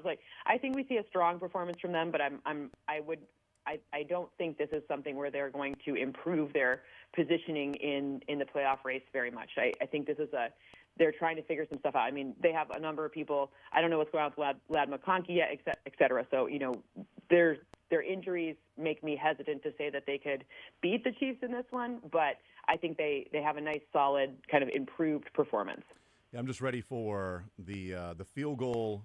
Chargers down by 2. The field goal is in the air, flying right through the uprights, and a bird flies from somewhere and hits the football, and the football then hits the crossbar and misses. And Skycam.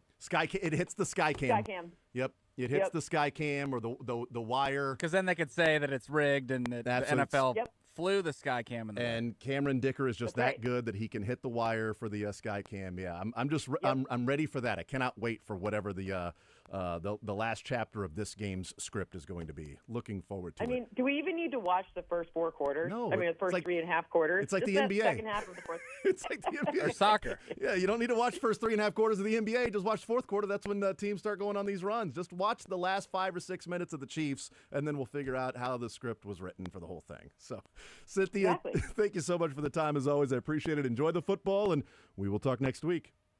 Thank you. Have a great week. Absolutely. You too. There's Cynthia Freeland. Great stuff from her, as always. And, boy, how about this quote? Wrote it down. Wrote a song about it. Want to hear it? Here, go. You can talk. What's that? What's that now? Oh, there we go. There you go. So in this scenario, though, the bird does not get Randy Johnson. No, the bird survives and then waves The bird on its way survives. I don't know if you guys know what time of year it is. I don't know if there's many birds. There might be a couple, but not big No, they're enough. late. They're late to head okay. south. That's what why they're in the way. Yeah, like you can hear them talking, like the geese that are talking. It's just them arguing. I told you we should have gone with the Johnsons. They left a week ago, and it is so damn cold now. I told you that we needed to stay behind for the kids, and we were going to that play. Yeah, but we still could have done it if we'd have left for the Johnsons. We should have done that a week ago. We could have been there by now. That's what geese are doing when they're flying together. That's what they're doing. Believe me. That's what they're doing. And they're going to hit a football.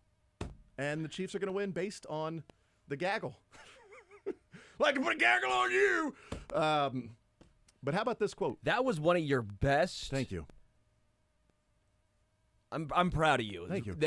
That your impersonation of geese is somehow better than your Denny Matthews. Been working on it for a long time. But she said here, I asked her about the left tackle issue. She said, quote, that's the difference between the Super Bowl or not. Getting representative left tackle play. That's it. Representative left tackle play versus what we've seen too often from the Chiefs tackles this year. The difference between winning the Super Bowl or not, she thinks, can come down to can you simply get better pass protection. That's a lot to put on DJ Humphries, but I'm glad there's at least somebody that could be an answer. There's a choice. There's another choice there, and it's not Wanya or Kingsley or Joe Tooney. It's a guy who's played it. We'll take a timeout, come back. More Zone next.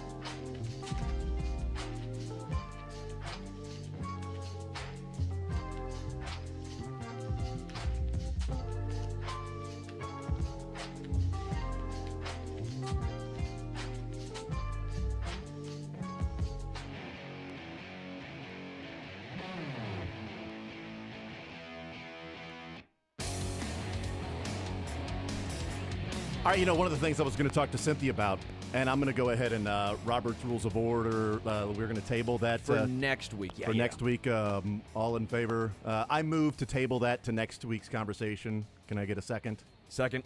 All in favor, say aye. Aye. The ayes have it. Okay, we'll talk with Cynthia Wait, about what about the this. nays?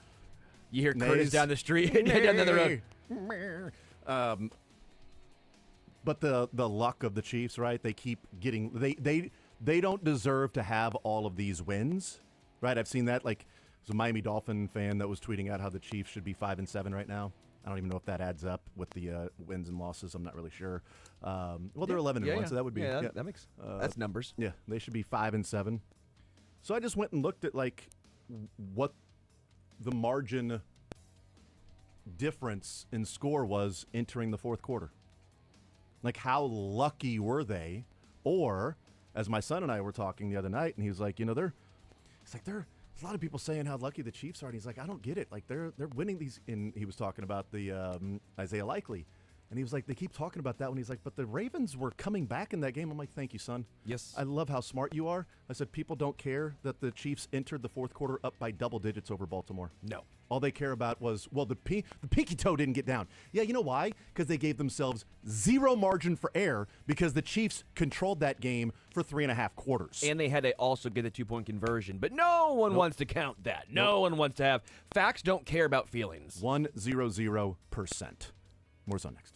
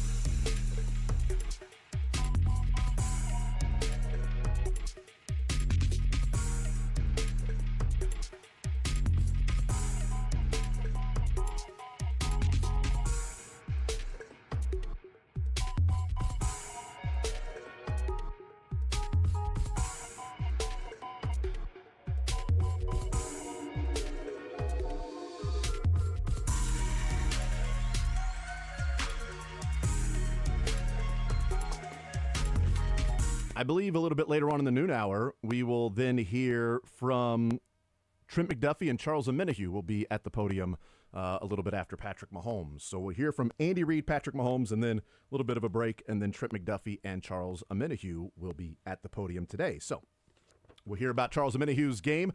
He had a nice little one-on-one. Might have been other people there. Maybe I'm wrong about the one-on-one with Stephen St. John in the locker room. I just remember Stephen asking a decent. I listened to every single interview from the locker room on Monday morning when I got in, so it all sort of blends together. I know there was a Stephen one-on-one. Stephen had the one-on-one with Ariza, the punter, about him throwing his body and tackling. Dog, which he needs to stop doing that, by the way. It was kind of tight, though. It's awesome. Give me a punter who lays the wood. With proper technique. And, yeah, I got to mark that. You're right. Both of you. I don't think he needs to just throw his body at somebody, but I do like that he's a football player. And he even said with Steven, he goes, well, when you get a chance to be a real football player, which he goes, because us specialists, we're viewed a certain way. So, I don't get a chance very often to be a real football player. And then he said, we all knew that on the kick before half that it was going to be a scramble if it was short. So we went into that kick knowing as soon as we block, we're getting down the field. He kicks the ball. I'm not waiting for it to go through. We're running down the field to go and cover, which they did, and he's the one that dove and knocked him out of bounds. Hear me out. Kickoffs. Instead of having, remember Harrison Butker, they're talking about Justin Reed? Right. Well, if you want a guy who can throw his body around. Yeah.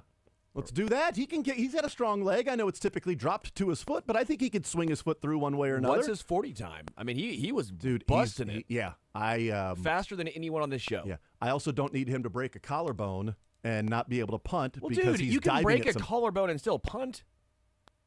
I don't know that you can then catch the football and then drop it a certain way. That I ball's trust James Oh, so now you don't trust James Winchester to put it right on the spot. I expect How him to put it dare right on the you, spot. Jason. I just don't think Ariza with one hand could catch it and then gather it and I then saw drop it. DeAndre Hopkins catch it one-handed. What's the difference? It's true. That is very true. I love that Ariza's a dog like that. I do like that. But I'd like him to be a little more careful in throwing his body around like a rag doll. Yeah. At some of these. Great song by Aerosmith. That's what I was. Am I right, Dylan? Yeah. Yeah, That was what I was going with. You know what I mean? So yeah, because if he keeps doing that, he'll be crazy. Crazy. Are you? Gnarls Barkley. Crazy. The Aerosmith one. All right. Here's Andy Reid. We did make the move, Schrader down and right up at the kicking position. Look forward to the challenge of playing the Chargers, good football team, as we know. Look forward to bringing them here to GH Field at Arrowhead Stadium. It's always a great atmosphere, and with two good football teams playing each other. So for that time, yours. Andy, when you say Schrader down and right up, IR. IR for Schrader. Yeah. Right. Yeah. With Harrison Butker, how he usually thought was maybe better Potentially, yes. He's doing good. We'll just see how it goes there next week. He is making good progress, so that's a plus.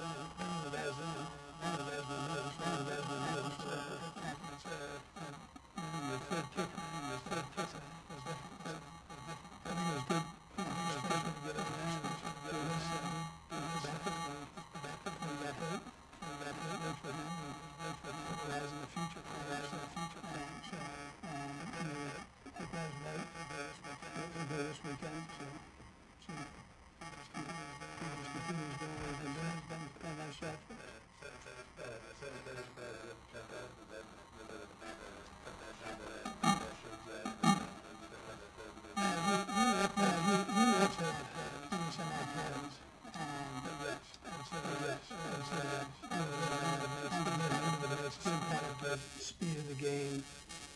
We were thinking right around 20 plays. Didn't necessarily care the carries or not. I'm glad it worked out that way, so you could feeling healthy, feeling good, no setbacks. Why is this year the year that Joel really took a step forward? He's really, increased his production a lot. There's probably more opportunities.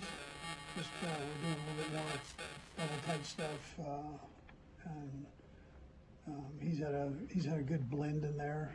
When they were doubling Kels, he took full advantage of that, and he's a good player. Listen, he works tremendously hard at his job. He's very smart, and you knew that he would just continue to get better and better. So. Andy, what's just going to be the process of determining your left tackle for Sunday? What's the process this week? Yeah, literally seeing what we can do at practice and how he feels and communication there, and I'm playing it day by day. So see how it all ends up. I think it's probably going to go that way throughout the week here. So. He will get snaps with the ones then. Yeah, he took some snaps last week, but this will be faster for him. Last week was a short week, so this will be a better indicator. See where he's at. Will Tui be your guy if That's one of the options. Yeah, that's one of the options. Wanye, still in there too. So. In terms of workload for DeAndre since he's gotten here, has that been more reflective of what you have in for him, or is there some kind of management as well going on with wanting him to be fresh for later? Yeah, well, some of it's just making sure he's got everything as we go. I mean, we're way into the offense, and that's a tough position that he's playing. But he's so smart. We probably increased it faster than what we normally would do with him, and he's handled it. And has had quite a few snaps. So we've got this rotation kind of going, and it's not one thing over another, but we got some guys that we feel can do a nice job in there, and he's obviously one of them. Quarterback seems to really trust him too. Coach, on the Humphreys part of the equation, is that something you can, I know you're trying to ramp him up, get him in football shape as well, and he's obviously coming off an knee, but you've had to use multiple guys at left tackle, but is that something ideally you'd want to put him in and he's there for the whole game, or do you see a scenario where he can just kind of work in part-time maybe? Yeah, I think eventually you want to get somebody in there that does a good job. I mean, that's and really can stay in there and be that guy. As we develop the young guys, you're going to have some hiccups, so we know that. We knew that going in, but we'll see. See if DJ can do that, he can do it, and then if he can't, he can't. So see how how it goes. challenging is it to do that at this time of year with a guy who hasn't been part of your system? You're not hitting as hard at practice and all that. It's just not ideal, I guess, but is it harder now? Yeah, well, listen, I mean, two of those three are veteran guys that we have an option to put in there. So you're kind of banking on that. I mean, Joe hasn't had a bunch of snaps there either.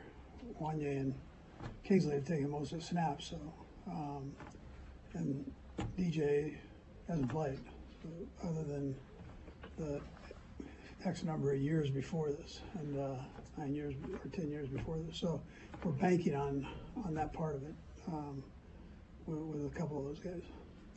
That veteran part of it can step in there and take care of it. We'll go last three, Matt, Vaughan, and Pete. Go, Matt. Coach, kind of going into this final stretch, how much do you look at workloads, especially for the guys who may have had a lot of snaps? I know Chris has played at this point 83%. That's maybe the highest rate of his career. Are there guys that you're looking to try and maybe load manage here in the next 5 games?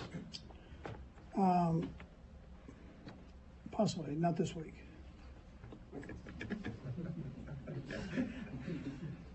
Andy, I'm sure you've seen that Mike Holmgren was put forth as the coaching candidate, and it's probably very hard to sum up his influence on your career, but I wonder if you could speak a little bit to the key points of your career that he's enabled. Yeah, the best I've ever been around. So I thought he was great at the college level.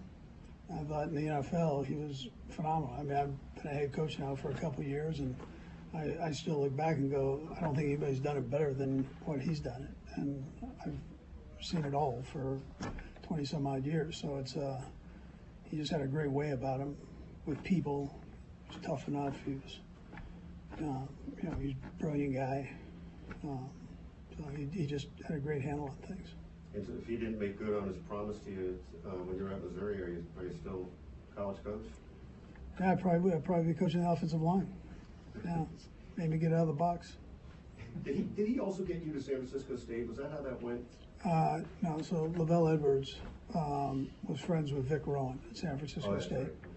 And so that's where Mike Holmgren came from, Yeah. with San Francisco State. And in return, it was a trade. Right? Coach, what are the strengths of Jim Harbaugh? I mean, when you look at him, he's obviously Sure. successful at different levels. What does he do well? Yeah, he's done it at every level, really. He comes from a great family, great football family. His dad's a phenomenal football coach. Could have easily coached at this level, been a head coach at this level. So he's got a great feel. He knows it from the player standpoint. He knows it from the coaching standpoint. Has a good balance of things that he works with. Good demanding coach on his players. So good teacher. I'm sorry. As you reviewed them this week, how do you see the Chargers? How have they evolved since week 4 that first game? Yeah, they're more familiar with their schemes. That's really the bottom line. So it allows them to play faster. Okay. Thank you. Okay, good. Thanks. All right, there's Andy Reid. You're listening to Sports Radio 810 WHB, Kansas City. We'll hear from Patrick Mahomes in just a little bit and go through things we heard from Andy Reid. They have placed Spencer Schrader on the IR. Matthew Wright is now going to be their kicker. There's at least one more week for Harrison Butker to be out from the IR against the Chargers. After that, that'd be 4 games. So if he's ready to go, then he could return after the Chargers game. We'll see if he does. Andy Reid saying potentially yes. Just have to see how it goes. He's making good progress. So is he still on? He was asked, is he on pace to return after his IR stint? He said potentially yes. See how it goes. He's making good progress. Be nice to get Butker back. Matthew Wright will be the kicker this week. We know that.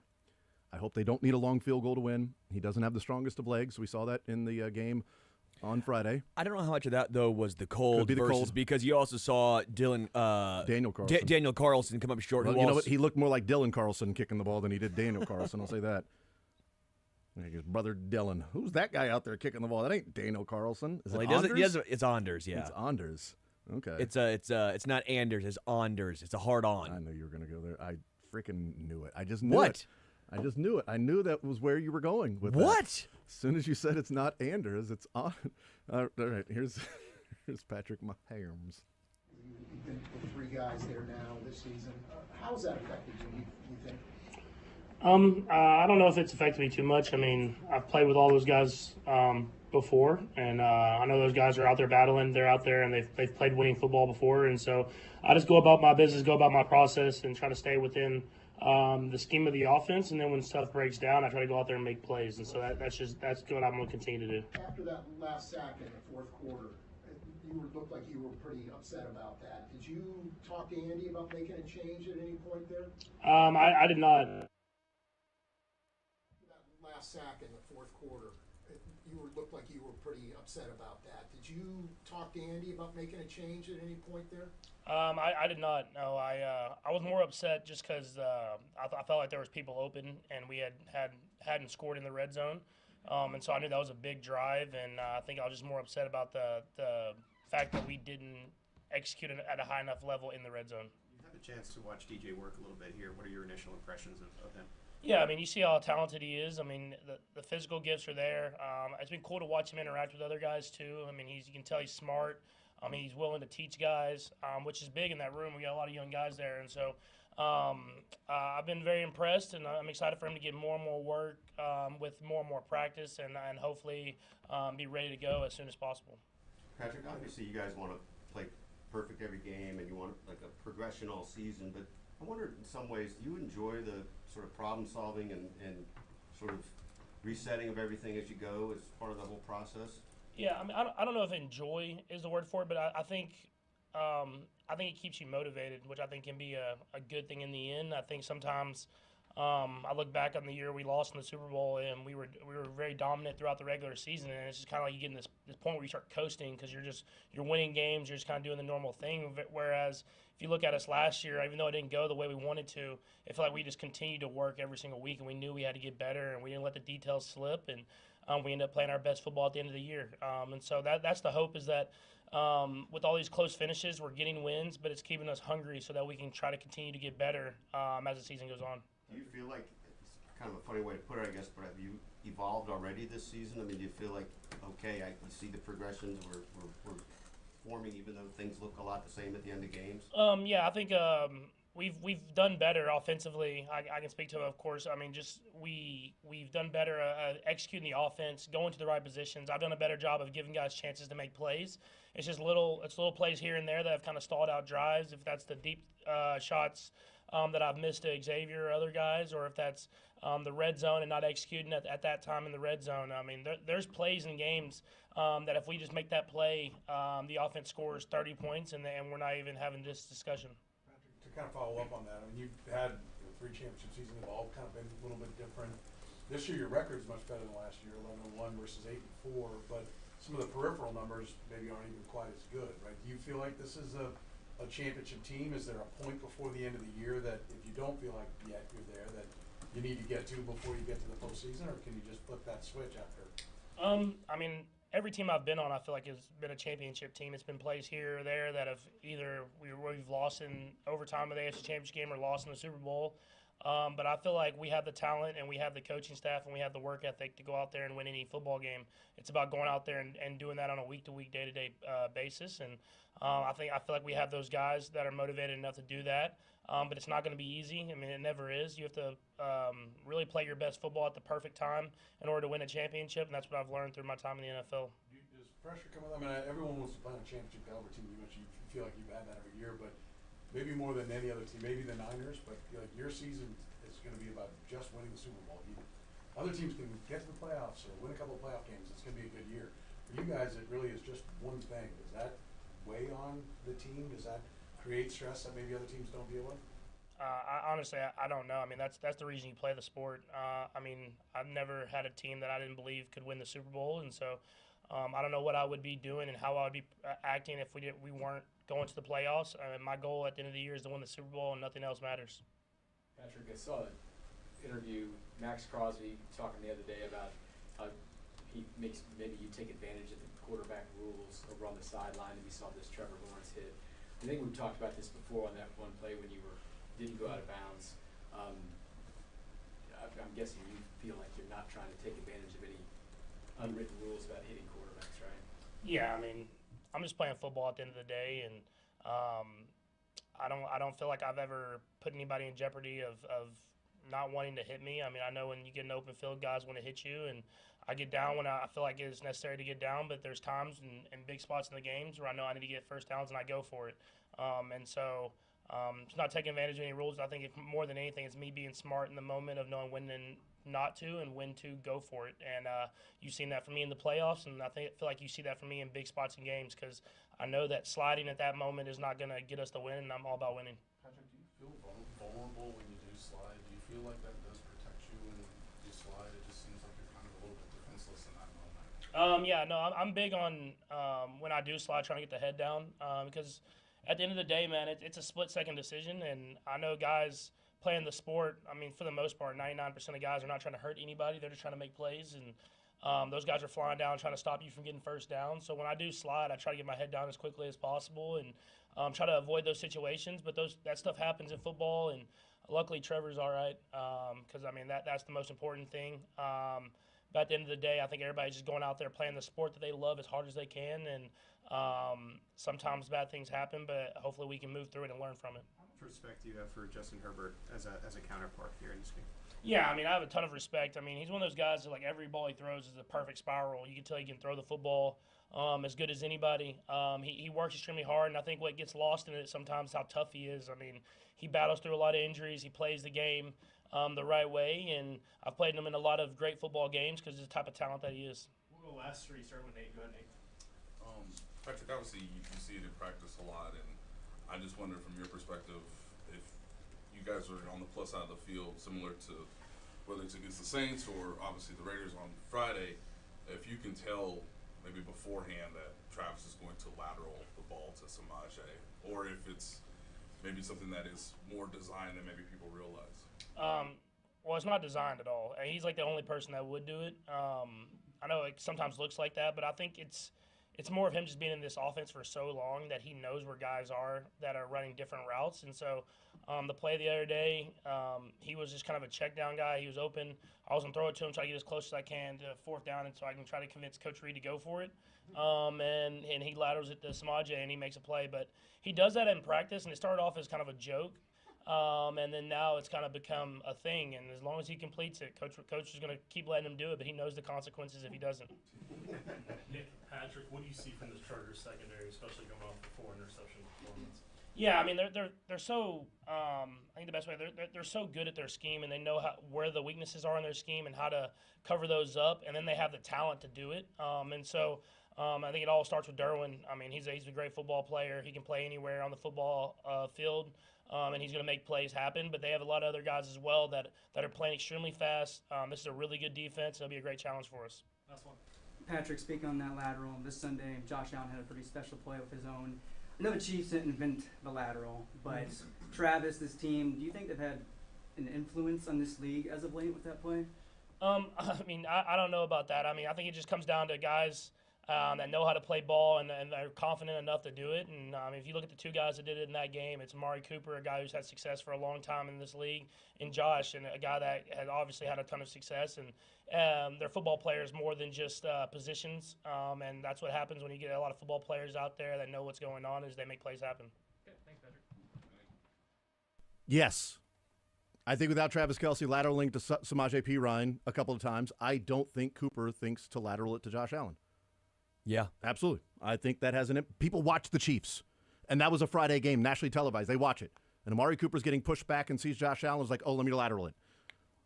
Nobody's really doing that in the NFL where, and then you see Travis Kelce do that. Yeah, without Travis Kelce lateraling to Samaje Perine, I don't care. I think that's absolutely an impact.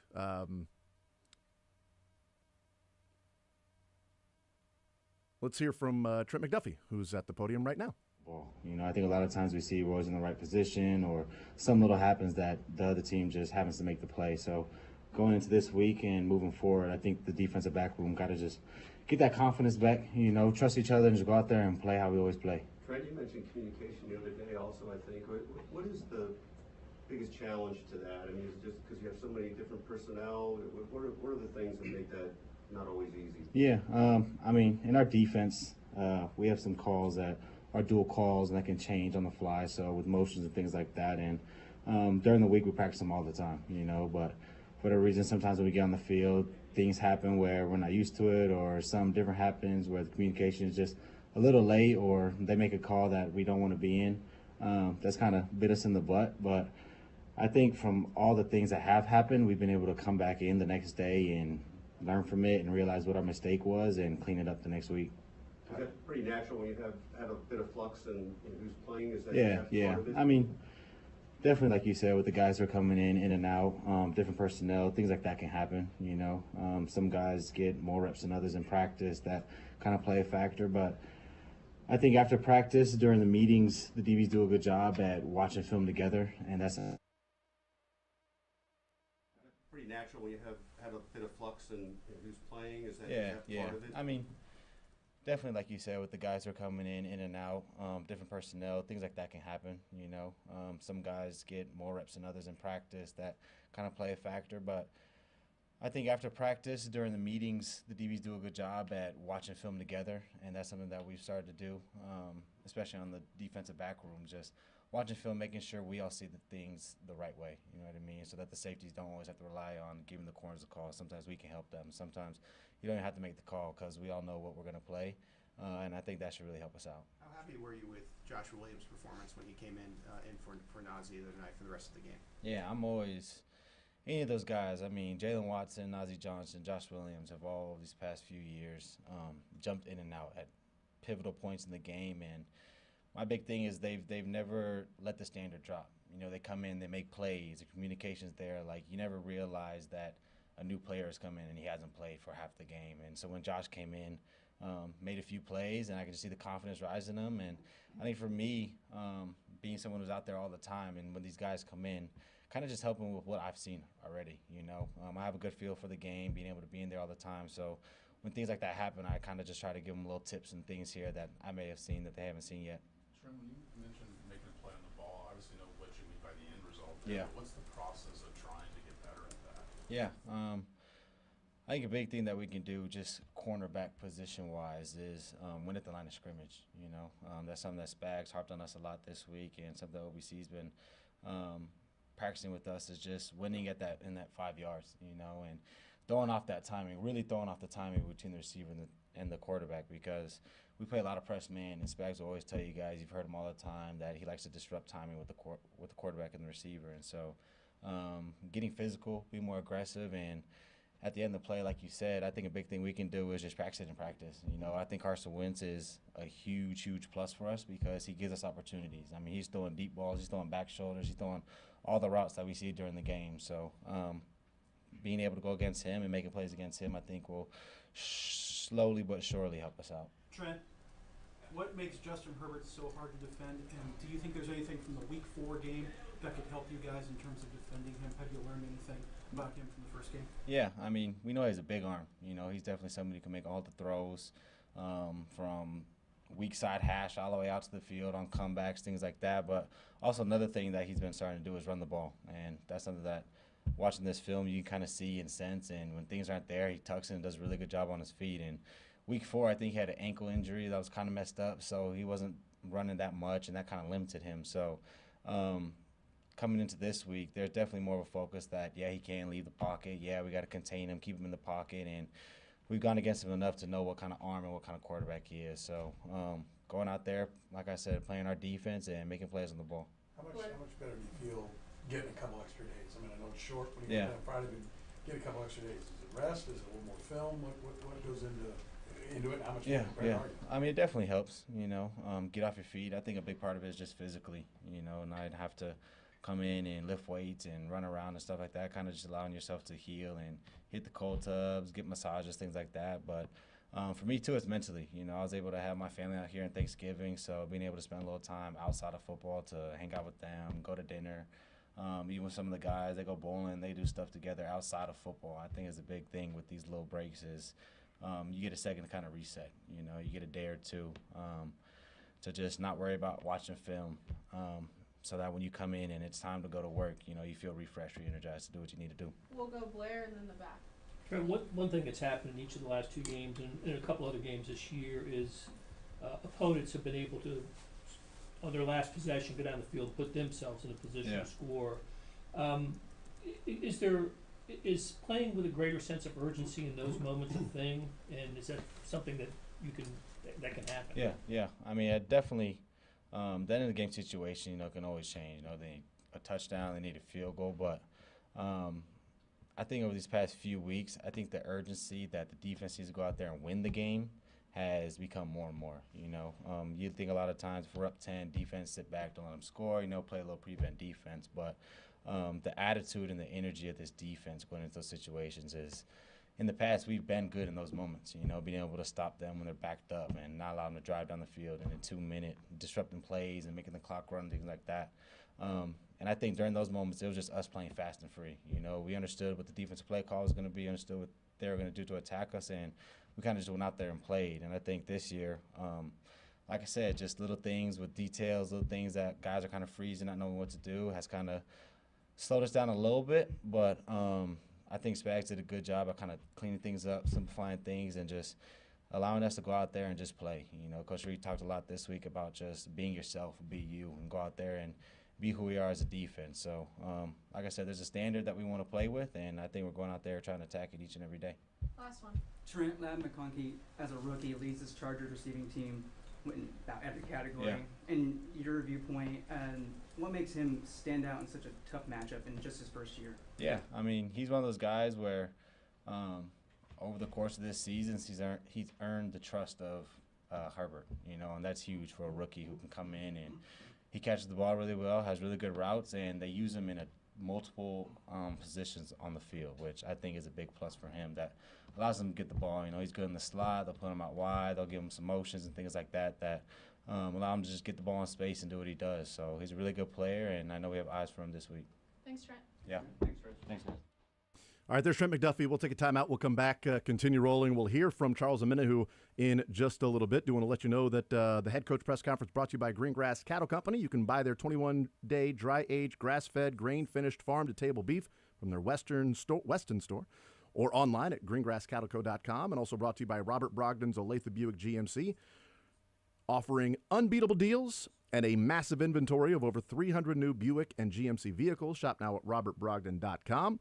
And the QB press conference brought to you by Xfinity X1. Easily search across live TV, on-demand sports, and your favorite streaming apps to find the best way to watch what you love. Xfinity X1, brought to you by Premier Volvo Cars of Overland Park, the only Volvo dealership in Kansas City where luxury and safety meet.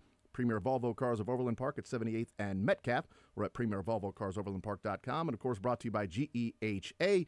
You could be at the 50 at GEHA Field for the official coin toss at a Chiefs home game this season. Enter to win at chiefs.com/GEHA. GEHA, proud partner of the Kansas City Chiefs. More Zone next.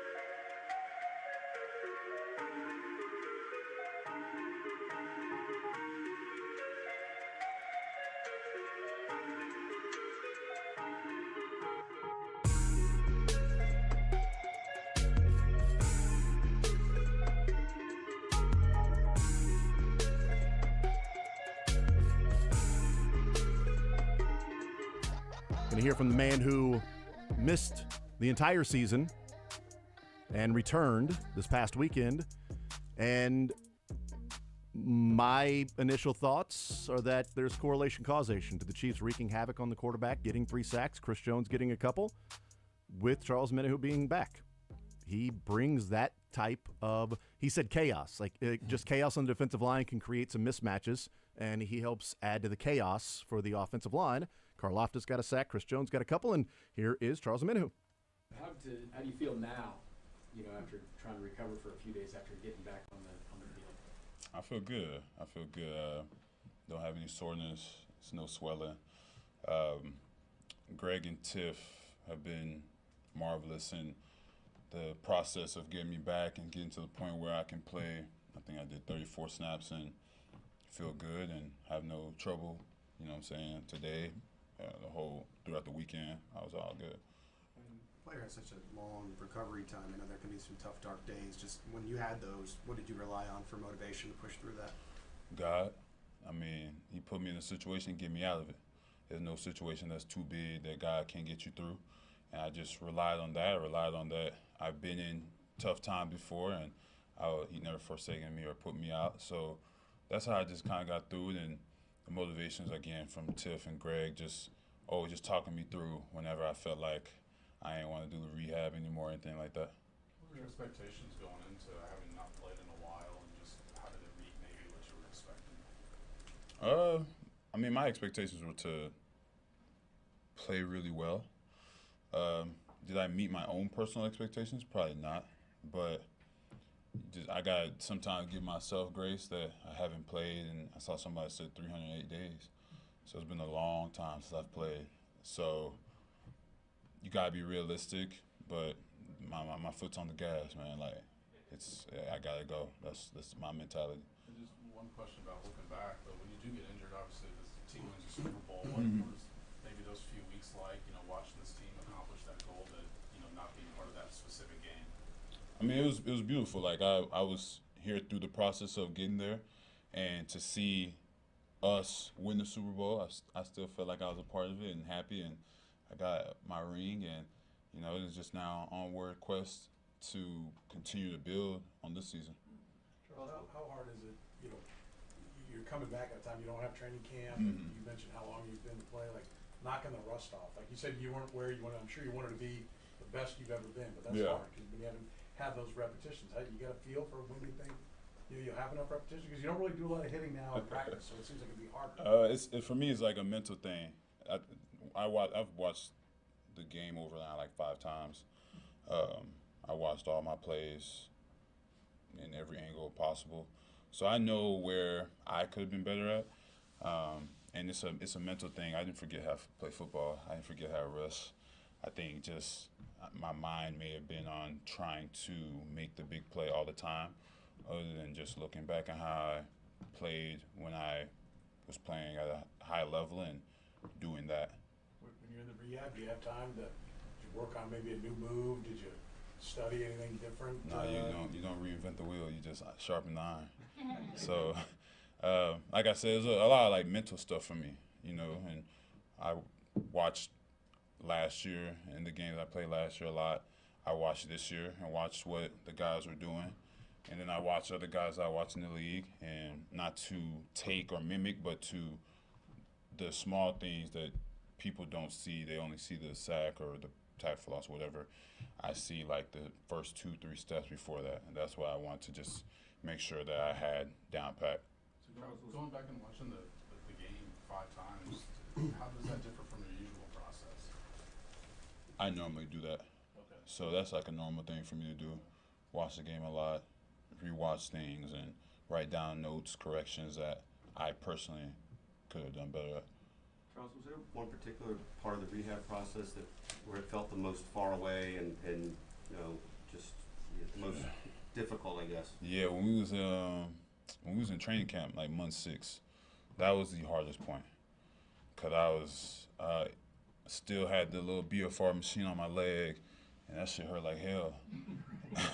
And having to do that and still just having to rebuild your strength, I think now that I've gone through this, and I pray to God I never ever go through this again. I would not wish this on anybody, but around month 8 is where I knew that I was going to be good. And I kind of knew when I was going to come back. I pretended like I didn't, but I knew the whole time. It seemed like you gave some hints. I did. Nobody caught on. I gave hints in August. But like, I think June but or also something. sort of when you felt one of your greatest challenges too. It sounds Mhm. like you understand. Yeah, it's tough, bro. Like I commend guys who get through any injury first and foremost, but like getting through that ACL, bro, is not for the weak. It will definitely make you a man and toughen you up, bro, and make sure that you take care of your body. Blair, go ahead. I was just going to ask you, was your body the same? Is it the same now as it was before the injury? Did you you have an opportunity to reshape it in some ways? Yeah, I feel like it's same, or I think that my right knee is a lot better for sure. Small little soreness that I would have, I don't really have. There's a little bit of residual from having surgery that's still there, but it's not anything that anybody could notice but me. Yeah. How difficult was it when you're watching a game and you see a play where you feel like you could have helped the team? Is that one of the harder parts? Yeah, for sure. You feel like, you go out there and like you feel like your presence is a big presence for the team and you're not there to be able to help. It's tough, it's hard, but I had the utmost confidence in everybody that went out there, and I mean, they did pretty well, right? So, may not be what everybody wanted to be, but like I said, our run defense has been amazing. We've harassed quarterbacks, and we were 10-1 before I got back, so I think they did pretty solid. All right, we're gonna go last two here, Nick and Todd. Charles, for you, what do you see from this Chargers offense from watching them on film? Downhill run scheme, play action, a lot different from what they used to be. So, I mean, but that's the Harbaugh effect. That's what he wants to be. He wants to be a downhill type of guy and play action, put his quarterback in friendly situations, and our job is to make it unfriendly. Charles, Justin Herbert, obviously also their quarterback. What does he put forth in terms of not only being able to have the big arm, but also how hard is it for a guy that big to be able to run around the pocket, get out of the pocket and run? How hard is that to defend? Yeah, you're not going to run around to get him, I don't think. It's not a game where you're going to try and bend the corner and get there.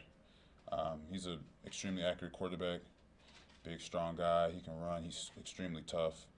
I mean, you can see on tape he was wearing that bulky ankle thing and still trying to get busy. And he's not a guy that wants to go down easily when you have him corralled. I mean, he's still top 10 quarterback in the league.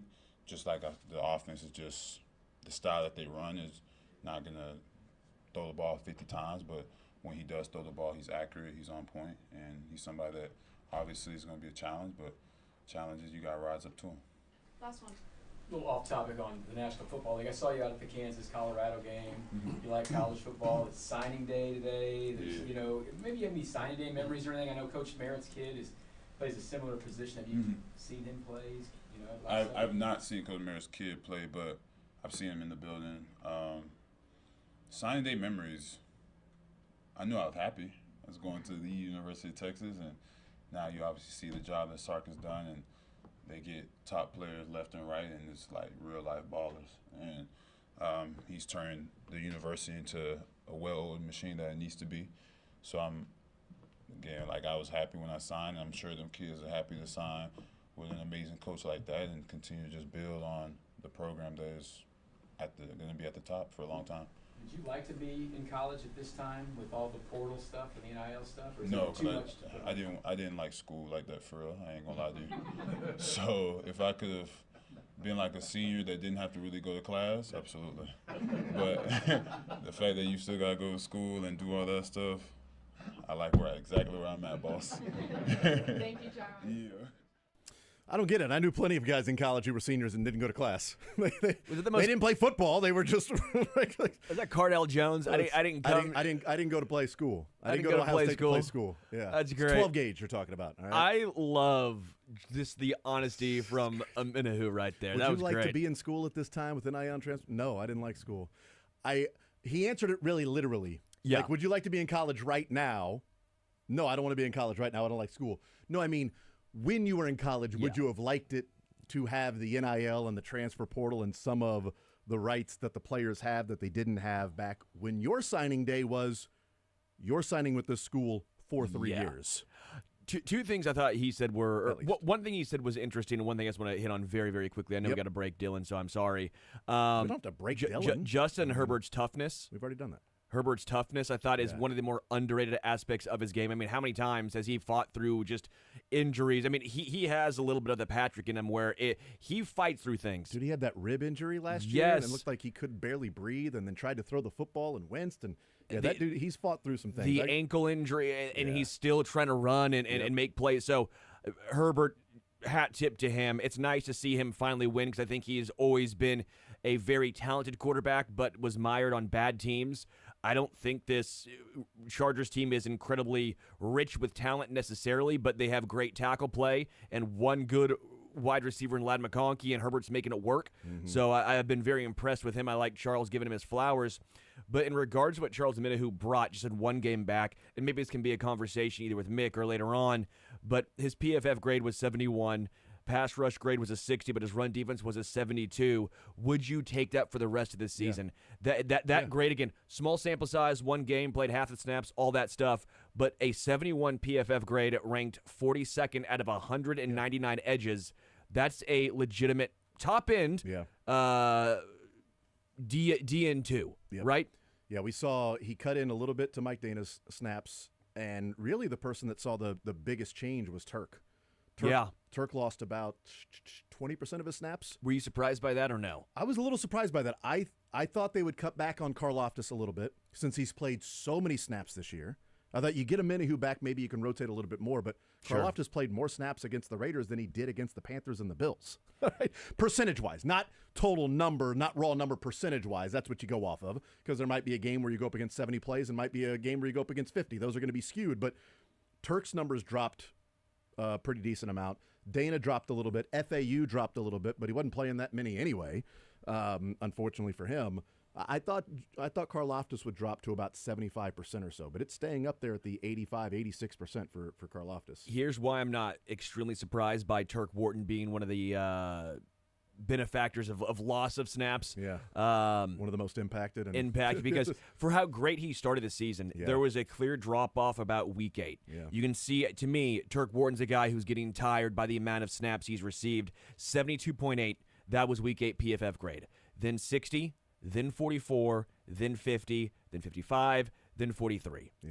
You're seeing a guy who's been on a downturn since about the halfway point of the season. And a guy who's playing like 65, almost sometimes 70% of the snaps in a game for a defensive tackle. That's not really what the Chiefs do. And so my thought is maybe you let Turk Wharton get some snaps off, and then the fewer snaps allows him to be more impactful. You know, and maybe that's what we'll see as the season goes on. But I'm not opposed to Turk Wharton being the guy who's being impacted by Charles coming back. I'd like to see Jones and Karlaftis get some more snaps off too. I'd like to see them a couple of games the rest of the way have like 60, 65, and not up in the high 80% range. It's not typically what the Chiefs do, but they've had to do that because in the fourth quarter they're in these battles. We'll take a timeout. We'll come back. More Zone next.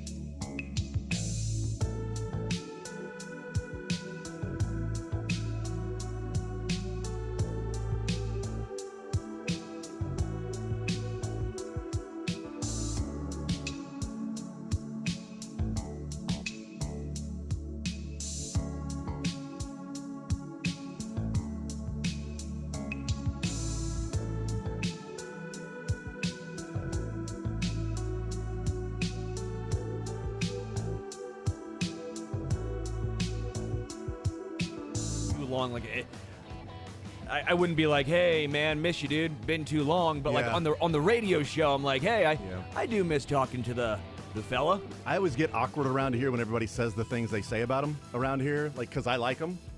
So it's always just a weird feeling being around you guys when you're talking about him. Dylan's just talking smack about him. Like, give it a rest. Give it a break, Dylan. We know you hate him. The thought of him, his musk, you hate every ounce of his being.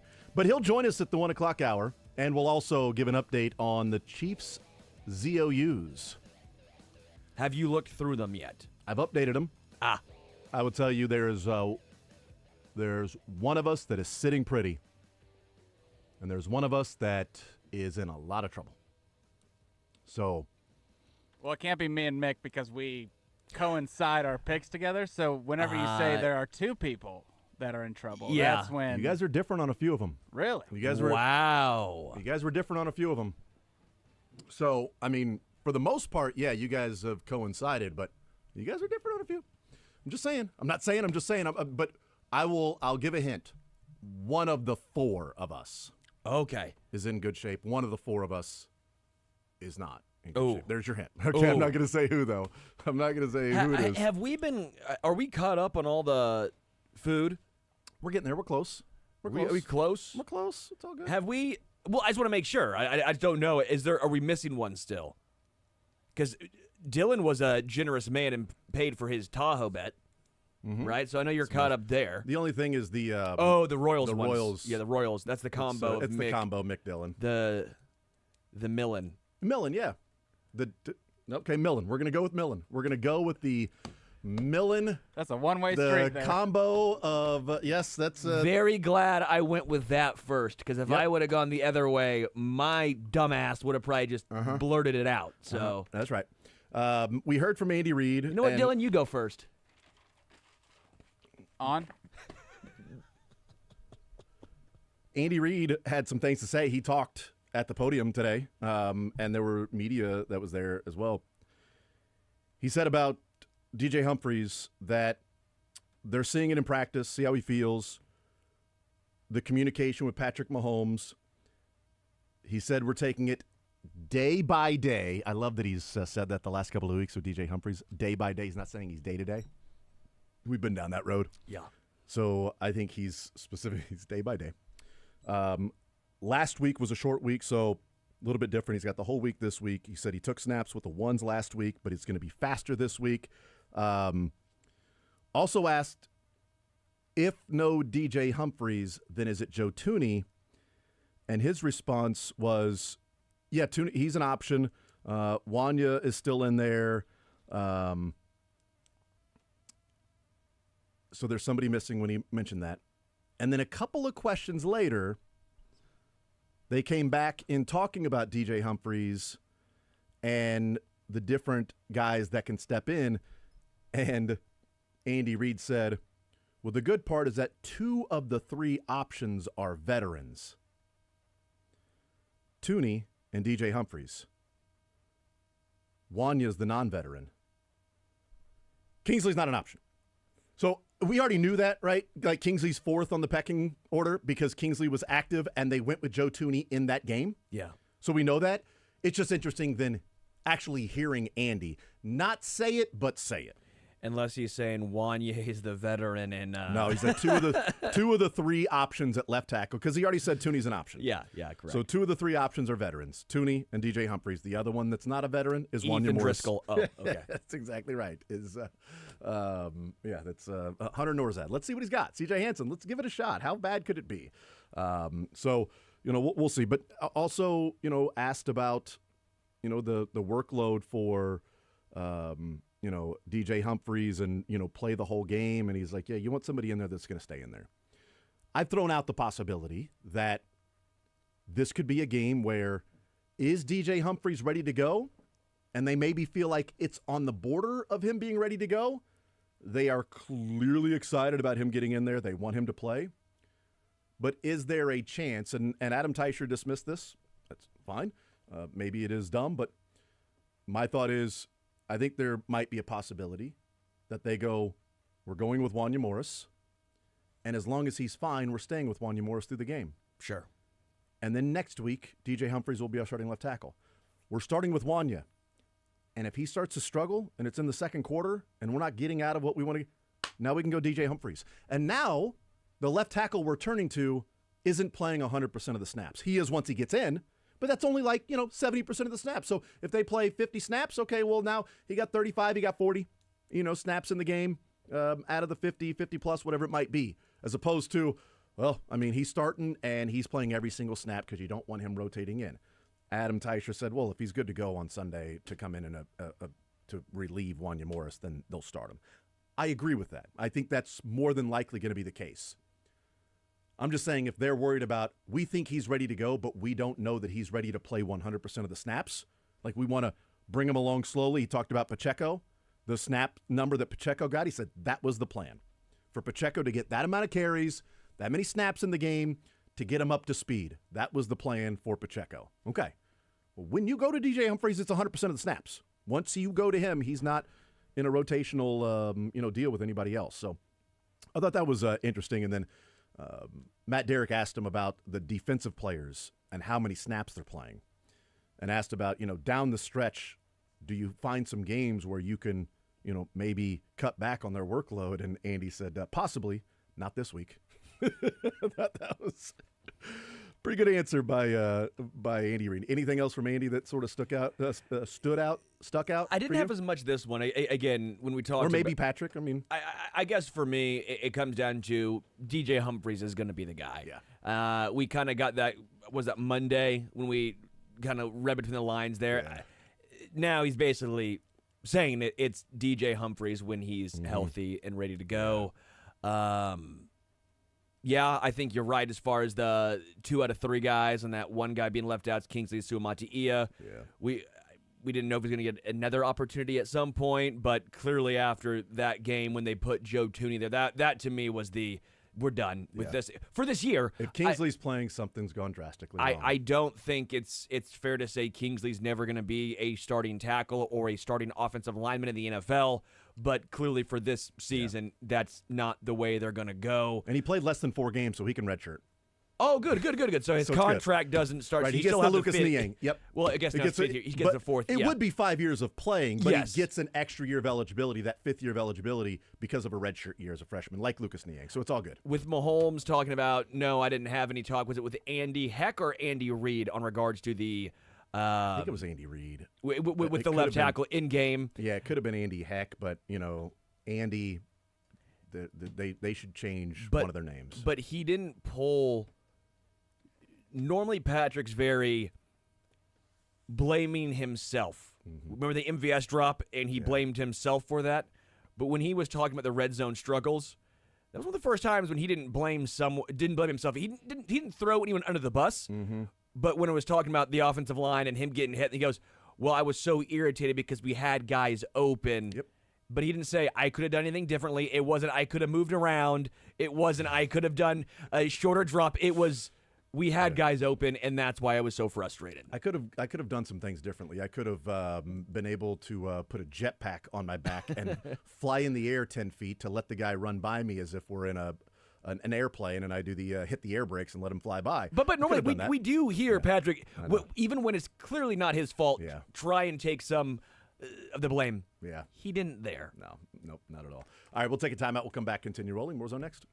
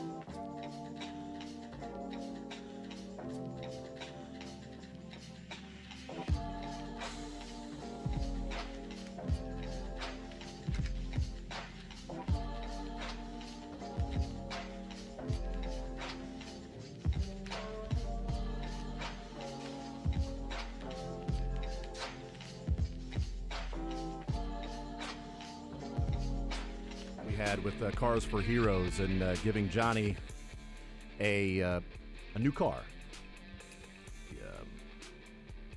One of the applicants for the Cars for Heroes, Cars, the number 4, heroes.org. Terry Franz, a.k.a. Car Santa, and Brian Christensen were in here and talking about what's coming up on December 20th when they're giving away 30 cars to military personnel, first responders, and one of the recipients, we surprised him on the air today in the 10 o'clock hour, Johnny, and that was pretty cool. So we appreciate them allowing us to be a part of that. We will talk with Mick Schaefer on the other side of the break. We're going to give an update to the Chiefs' ZOUs. We'll also talk about why Mahomes is the reason to blame for Trevor Lawrence. My column.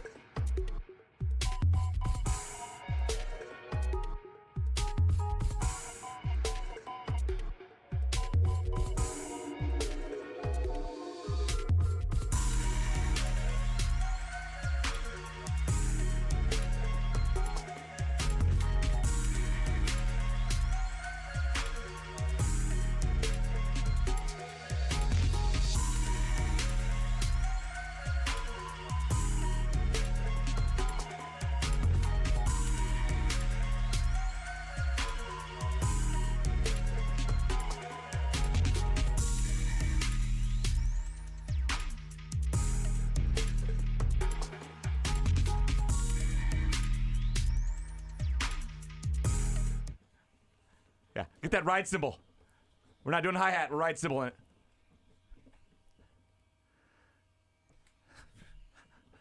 Now hi-hat. That's just all snare. I have no snare. Can you turn up my snare? There. Little hi-hat. It's with his foot. No, the hi-hat's with the right hand, snares with the left. I know. I play drum still. The bass is with the Well, left. I'm in this part right here. That's like a marching snare almost. What he's doing. I've got a souped up tempo. It's a little flame of I diddles. know. I think I'm hearing a hi-hat there, I think. I'm on a roll. It's time to go solo. We're going to see the video. We're going to see what he's doing in the Tommy background. Lee. I'm always watching the drummers in the videos. Type in Tommy Lee video, and I Right, see think what it'll happens. be.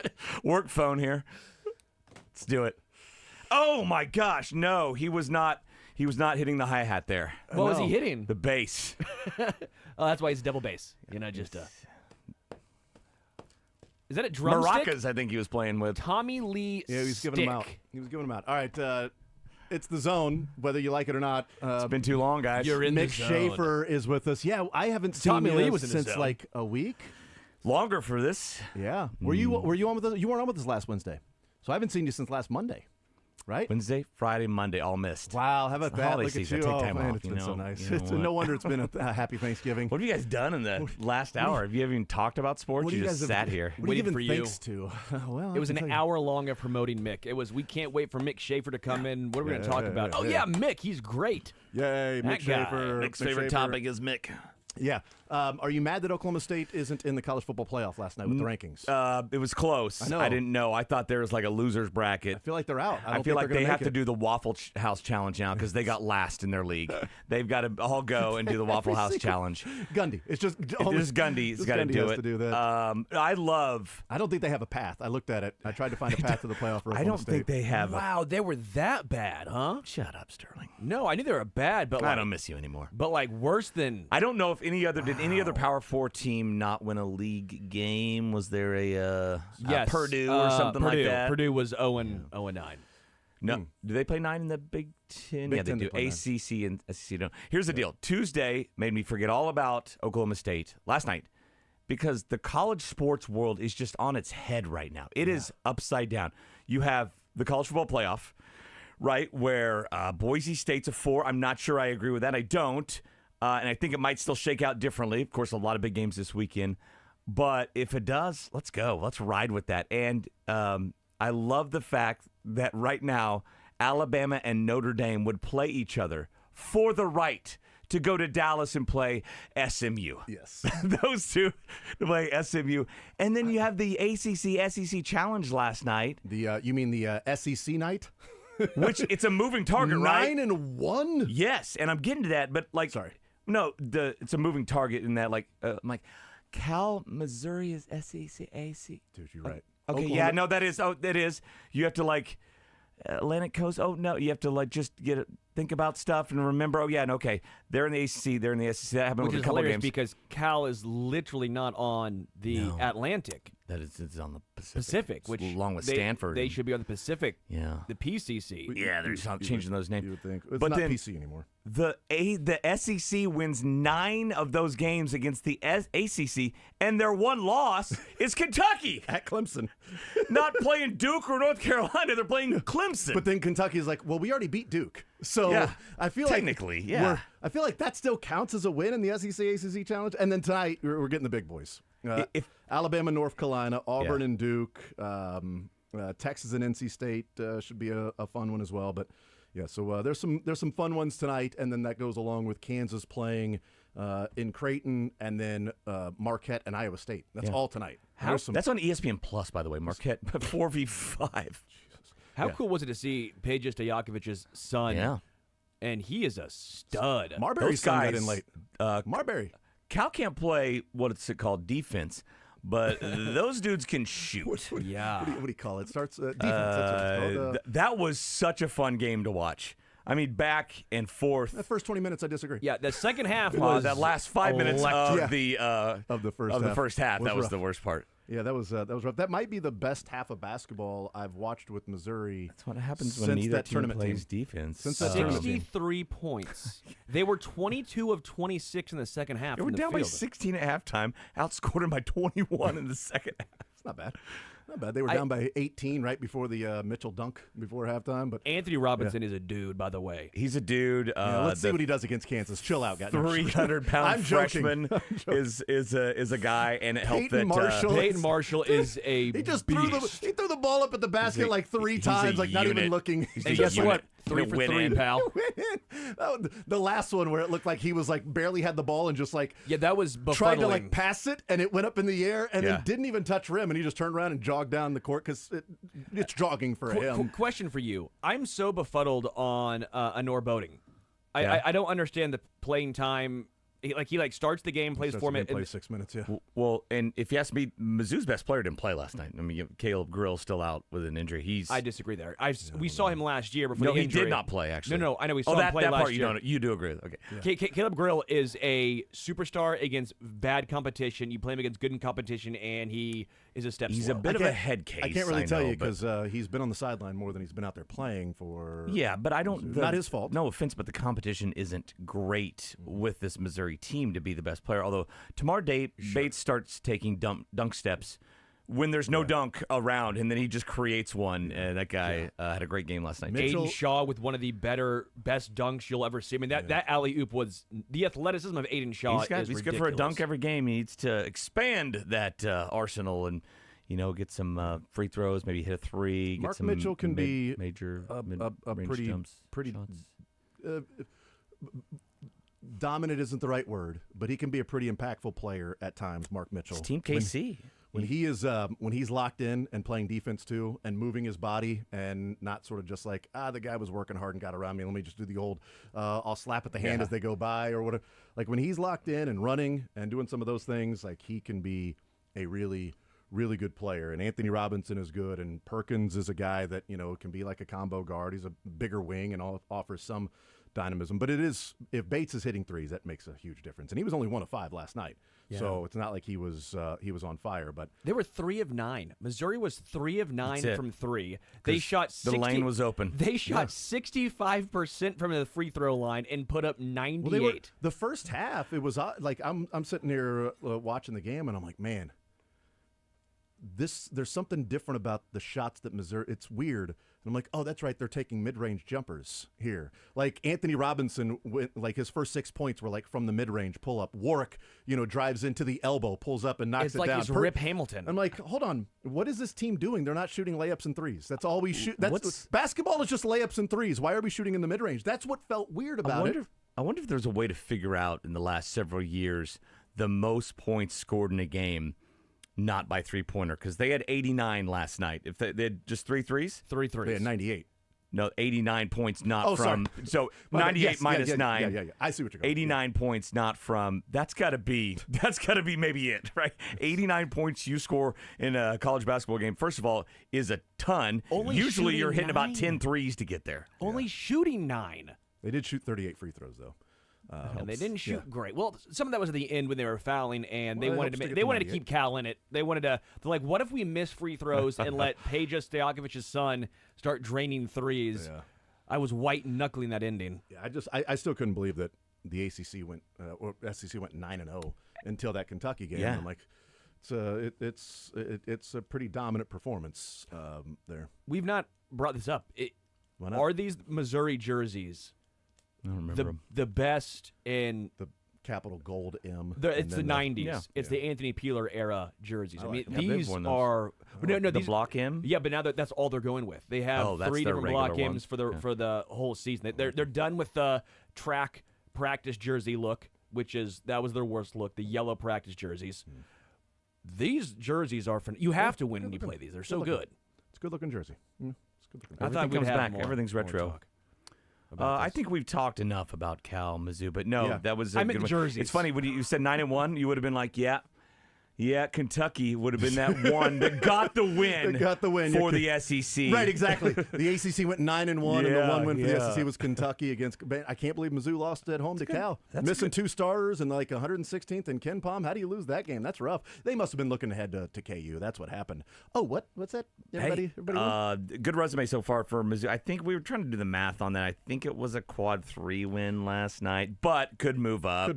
When they Cal will probably win more games. It could turn to a quad 2. missing two But starters right one now, loss so. to Memphis, who debuts at 16 in the AP Top 25, which, by the way, I had him ranked last week. I saw it coming.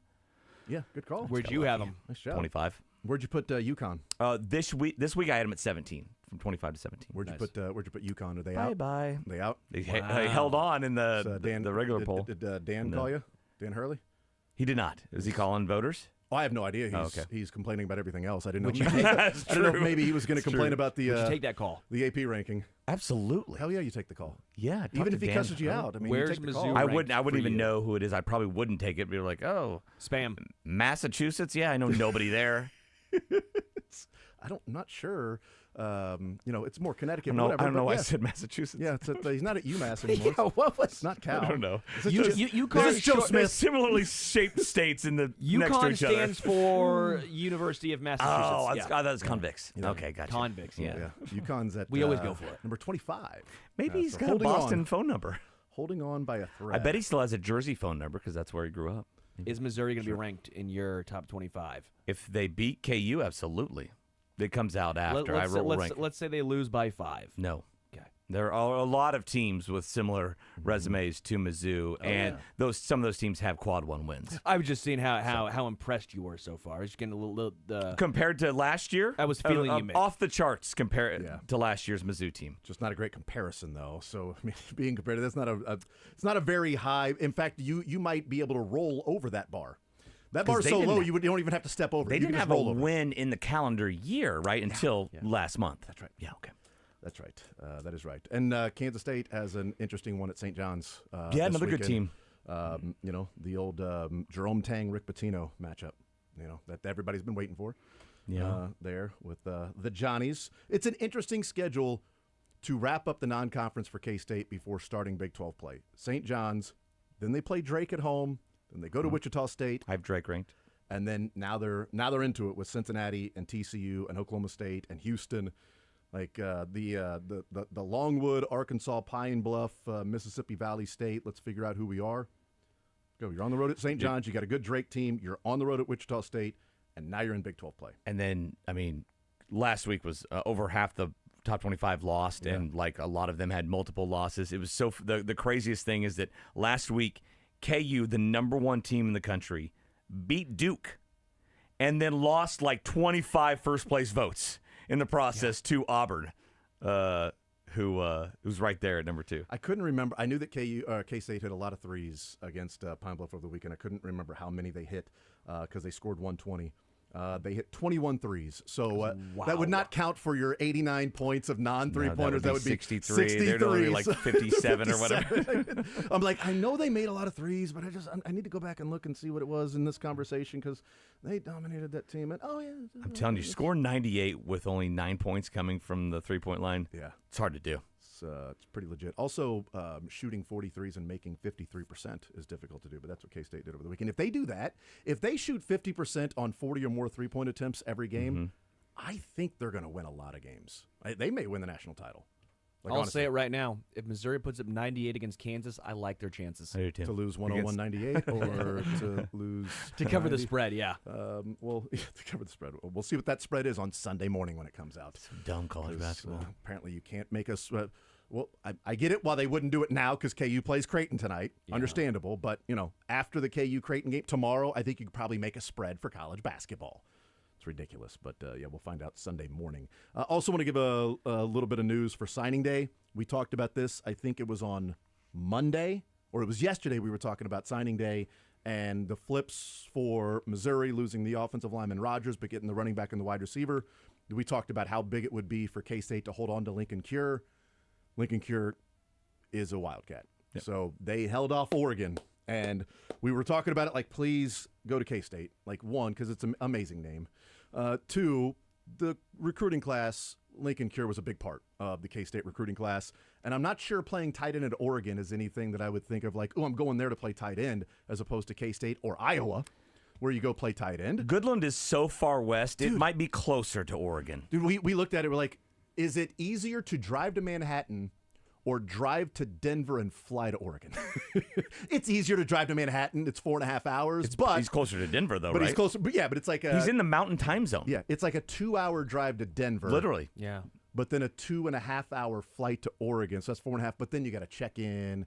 You wait around at the airport, as opposed to you get in the car, 4 hours, 20 minutes, you're in Manhattan. So it is closer, but it ain't all that closer. But he's still a Kansas kid, goes to Kansas State, and Oregon was doing everything they could to grab the number 1 tight end in the country that's been committed to K-State since June.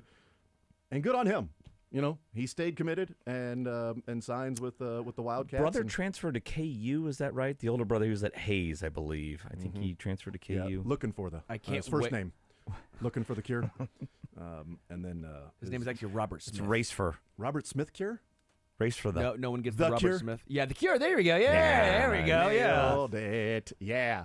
It is funny, like how this is pretty obvious, but how you cover a team. In all seriousness, it's Manny. Is his first name? I thought it was Petty. Manicure. You're so petty. Not so petty.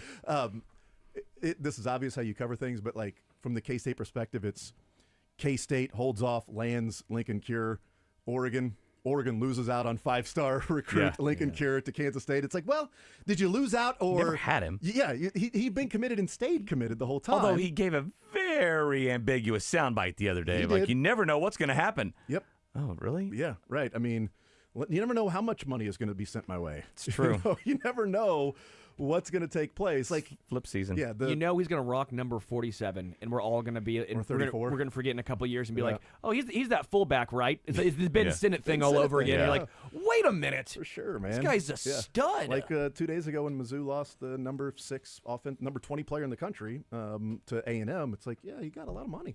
I mean, it was last month that people were going, yeah, he's going to flip to A&M. Why? Well, he's going to get the bag. He's going to get a pretty decent amount of the bag. And Missouri was not surprised. The coaches were on Monday when he put out the tweet. Want to thank all the coaches at Missouri, but I'm going to decommit and I'm committing to the A&M. I'm committing to Aggies. Like, Missouri was not like, what? Like Eli Drake was in the recruiting. Like they've known. Like people in the recruiting circles have been talking about it for a month that was going to happen. It sucks because if you're going to win some games at Missouri, having the number 20, 25 player in America that's an offensive tackle. Was it the Nixa kid? No, it was no, not the Nixa. He's a year younger, right? Yes. Yeah. This kid is a Texas Cantwell kid. He's like the number 1 kid in the class. Yep. His This kid is a parents Texas both kid. threw shot put in the Olympics. Right. Yeah, Might be okay. Missouri got this kid to not go to Texas or A&M until he went to A&M. Okay. Until he went to A&M. So we'll see. But signing day is today, and I was talking about it. I'm like, it doesn't have the same feel when you know that when these guys signed, you're like, well, he's going to be there 3 years, 4 years. This is going to be a guy that can develop. Now they sign, and it's like, okay, you'll re-recruit him next year. He can transfer immediately. You know, is it the NIL thing? It just doesn't have the same like excitement of, wow, you got this 4-star kid, 5-star kid. In 3 years, what's he going to look like? I don't know. What jerseys is he going to be wearing? It's a ripple effect, too, and we're going through it in our house for like a level down to where like they got rid of the walk-ons, FBS walk-ons, right? So you got to cut down the roster to 105. And for some of those schools, you got to get rid of 40 players. Because they're all fully funded, right? They're all going to have to get something. They're all going to get something. And so a lot of PWOs at these major programs who are good players that got the preferred walk-on status won't have a spot next year. And so all these FCS teams or these group of 5 teams or even D2 are just kind of waiting for these guys, where they're going to go in the portal, what are they going to, what kind of runoff are they going to catch? Interesting. And then once they get through December, hopefully, they will then turn and know better what their rosters are and how many spots they have toward the kids who aren't 4 and 5 stars at the high school level and say, yeah, come on board. Yeah. So. Yeah, it's. I mean, everything. It's a ripple effect all the way down. Let's take a timeout. We'll come back. I want to play this clip of Max Crosby. Patrick Mahomes was asked about in the press conference. You know, for some reason, he's kind of become the poster child of, well, Trevor Lawrence got hurt, and quarterbacks are now taking advantage of the rules. I mean, they're sliding late. Patrick Mahomes does it all the time. Like, I saw people tweeting about it, like, well, Mahomes constantly does this. You know, it's like these people are so dumb. So Todd asked Patrick Mahomes about that, the comments that Max Crosby made on Monday. We'll come back and we'll play those comments from Max Crosby, and we'll play Houston Texans coach DeMeco Ryans blaming Trevor Lawrence for getting knocked unconscious on the field. More Zone next.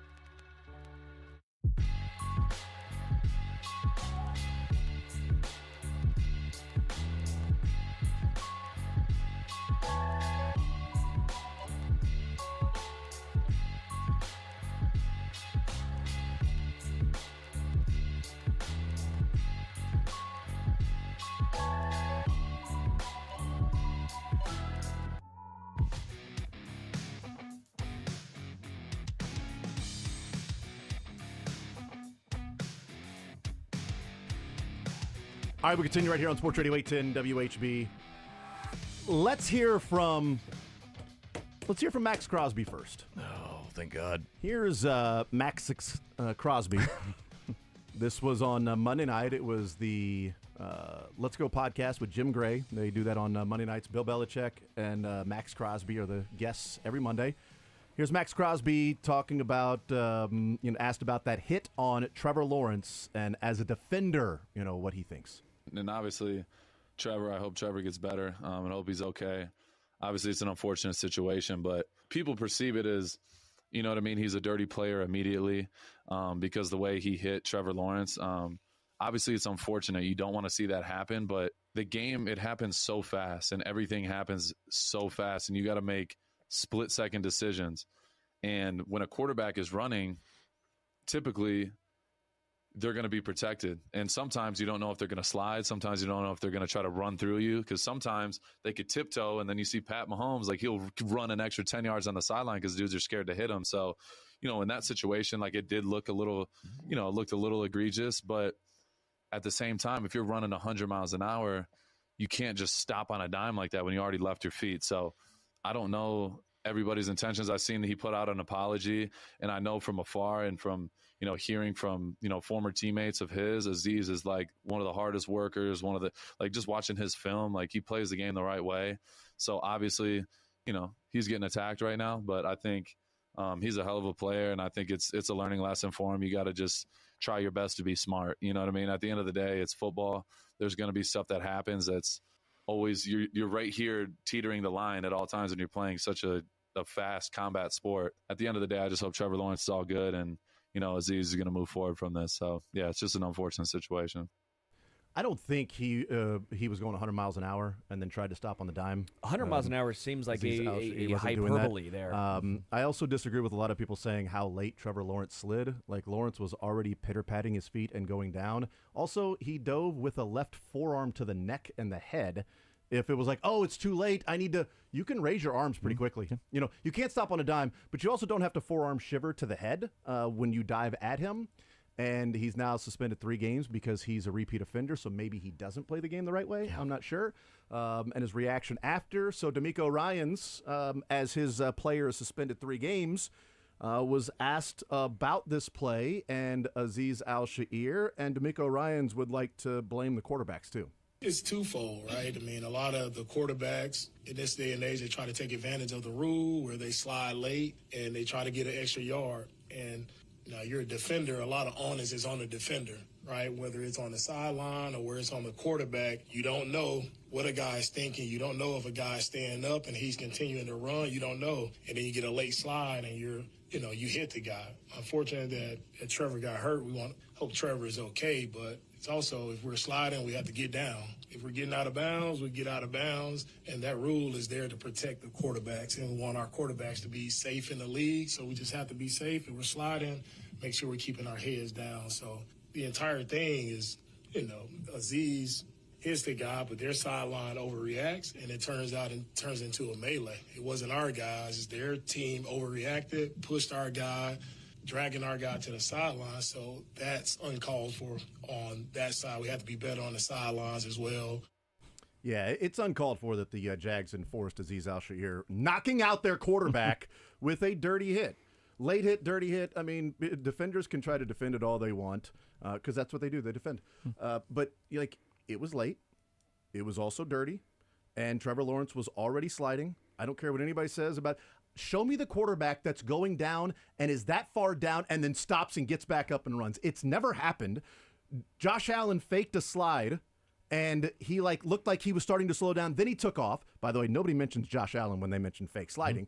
That doesn't happen. Guys aren't fake sliding in the NFL. Now, if you want to say a guy slows down and then ducks his shoulder and you think he's going to slide, I can see that a little bit, but then you break down, you're ready to go. I also think this is working against the NFL with the quarterback sliding. They thought they were instituting it and making it safer for the quarterbacks when they moved the ball to where the quarterback starts his slide. That's actually hurt it because now the quarterbacks are trying to they know now they're going to spot it when I start my slide. So now I'm starting my slide a little bit later because I'm going to lose 1.5 yards than I would. That is on them, though. That's a risky take. Right, 100%. But it's also the NFL saying we're going to spot it from when you start to slow down for your slide. That's not smart. That's dumb. It Well, should no, be you have when your to, knee or hits because- the ground. The ball, when your knee hits, you slide whether your knee hits the ground where the ball is. That's where you put. Sure. Not if it took 2 yards for you to slow down. Oh, we're going to mark it back here 2 yards short. Like, no, now you're going to get quarterbacks Don't saying, slide. No more slides. Slides don't count. lower shoulders. I agree. There's a lot there. The first thing, I mean, Max Crosby defending that player is like Son of Sam defending Ted Bundy, right? I mean, what we're going to go to Max Crosby as a voice of reason on this thing. I agree with this first part. A lot of times it's hard for us to comprehend just how fast these guys are going out there because rarely are we on the sideline and none of us have ever run 20 miles an hour or 100 miles an hour. We haven't run that fast and we can't fathom that. So I think a lot of the time defenders aren't given the benefit of the doubt when they should. But on that play, it was plenty of time to let up, and he was like a torpedo and looking to light him up. If I was a quarterback coach, especially now with these guys outside of Bryce Young, they're so big. They're bigger than half the defense out there, and a lot of times they're at the second level and they're taking on cornerbacks. I wouldn't teach a slide because, you're protected by the rule, but all it takes is one guy right there, like I said, acting like a torpedo, and he knocks you back, and your head hits the hardest thing on that field, which is the turf. That's the only thing that's not going to give. You could run 100 miles an hour into Ray Lewis. He's going to give a little bit, right? That ground isn't, and that's the cause of all these so many of these concussions. I would teach a different way to where you're going down shoulder head first, and you're finding an area to avoid just a guy doing that. Say, you know what? I'll sacrifice myself. I'll be the martyr for our team to take out Trevor Lawrence because that option's still there. They won by 3. I mean, it certainly made a difference. And I don't know when does the slide start? Is it when he's in the air? Is it when the heel hits the ground? Is it when the butt? It's very ambiguous Yeah. because sometimes it'll be like when his feet leave the ground to start, and then they've marked it a couple times to where the quarterback slowed down right here, so we brought the ball back 2 yards. Like, well, that's dumb. Where's the knee? Is it when he's hits the thinking ground? about it when it first enters his head? Where's the ball when the knee hits the ground? Mark it there. Always. Mark Always, it there. yes. I do think Crosby brought up Mahomes for a specific reasons because he knows he threw a forearm shiver into his neck when he was laying well, on his back. No, but, on a slide. But he tries to get in his head that's what Max does. It's a guy that you hate to play against but love when he's on your team. Max has talked about it, that the whole mic'd up thing, how he would just touch Mahomes, touch Patrick, just try and get in his head. I do think he brought up his name specific because of the rivalry. But I also think there's an element there's an assumption going on that Mahomes is like the egregious abuser of this protected quarterback era, where I actually think the referees are giving defenders a little more grace on the sideline. We've seen a couple of penalties that have been picked up when a quarterback got hit before they went out of bounds, and then they got together. You can and complete a eye tackle. in the sky. You can complete the tackle. Eye in out, the sky's like, out of after bounds. further discussion, it is not a penalty for, illegal hit laid out of bounds, and so we've seen that. I think as opposed to the couple years past, this year it seems like they are giving them more of a, if you hit them while a foot is in bounds, we're not going to throw, even if it's a quarterback, we're not throwing that flag. And I think they should do that. If the quarterback is out of bounds and gets hit, if a running back is out of bounds and get hit, then yes, you should throw a flag. If they're still in bounds, like you said, you start the tackle in bounds, that should be a legal play. Let's take a timeout. We'll come back. ZOU update next.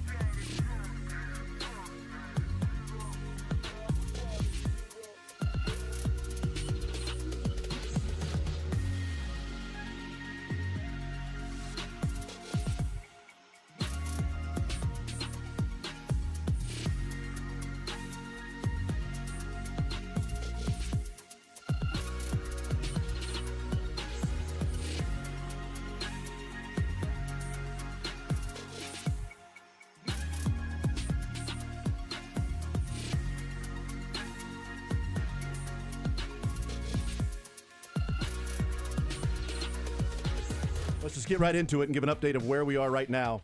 Patrick Mahomes, 4,350 and a half yards. He's pacing for 4,220. Oh, is he? Okay, good. Yep.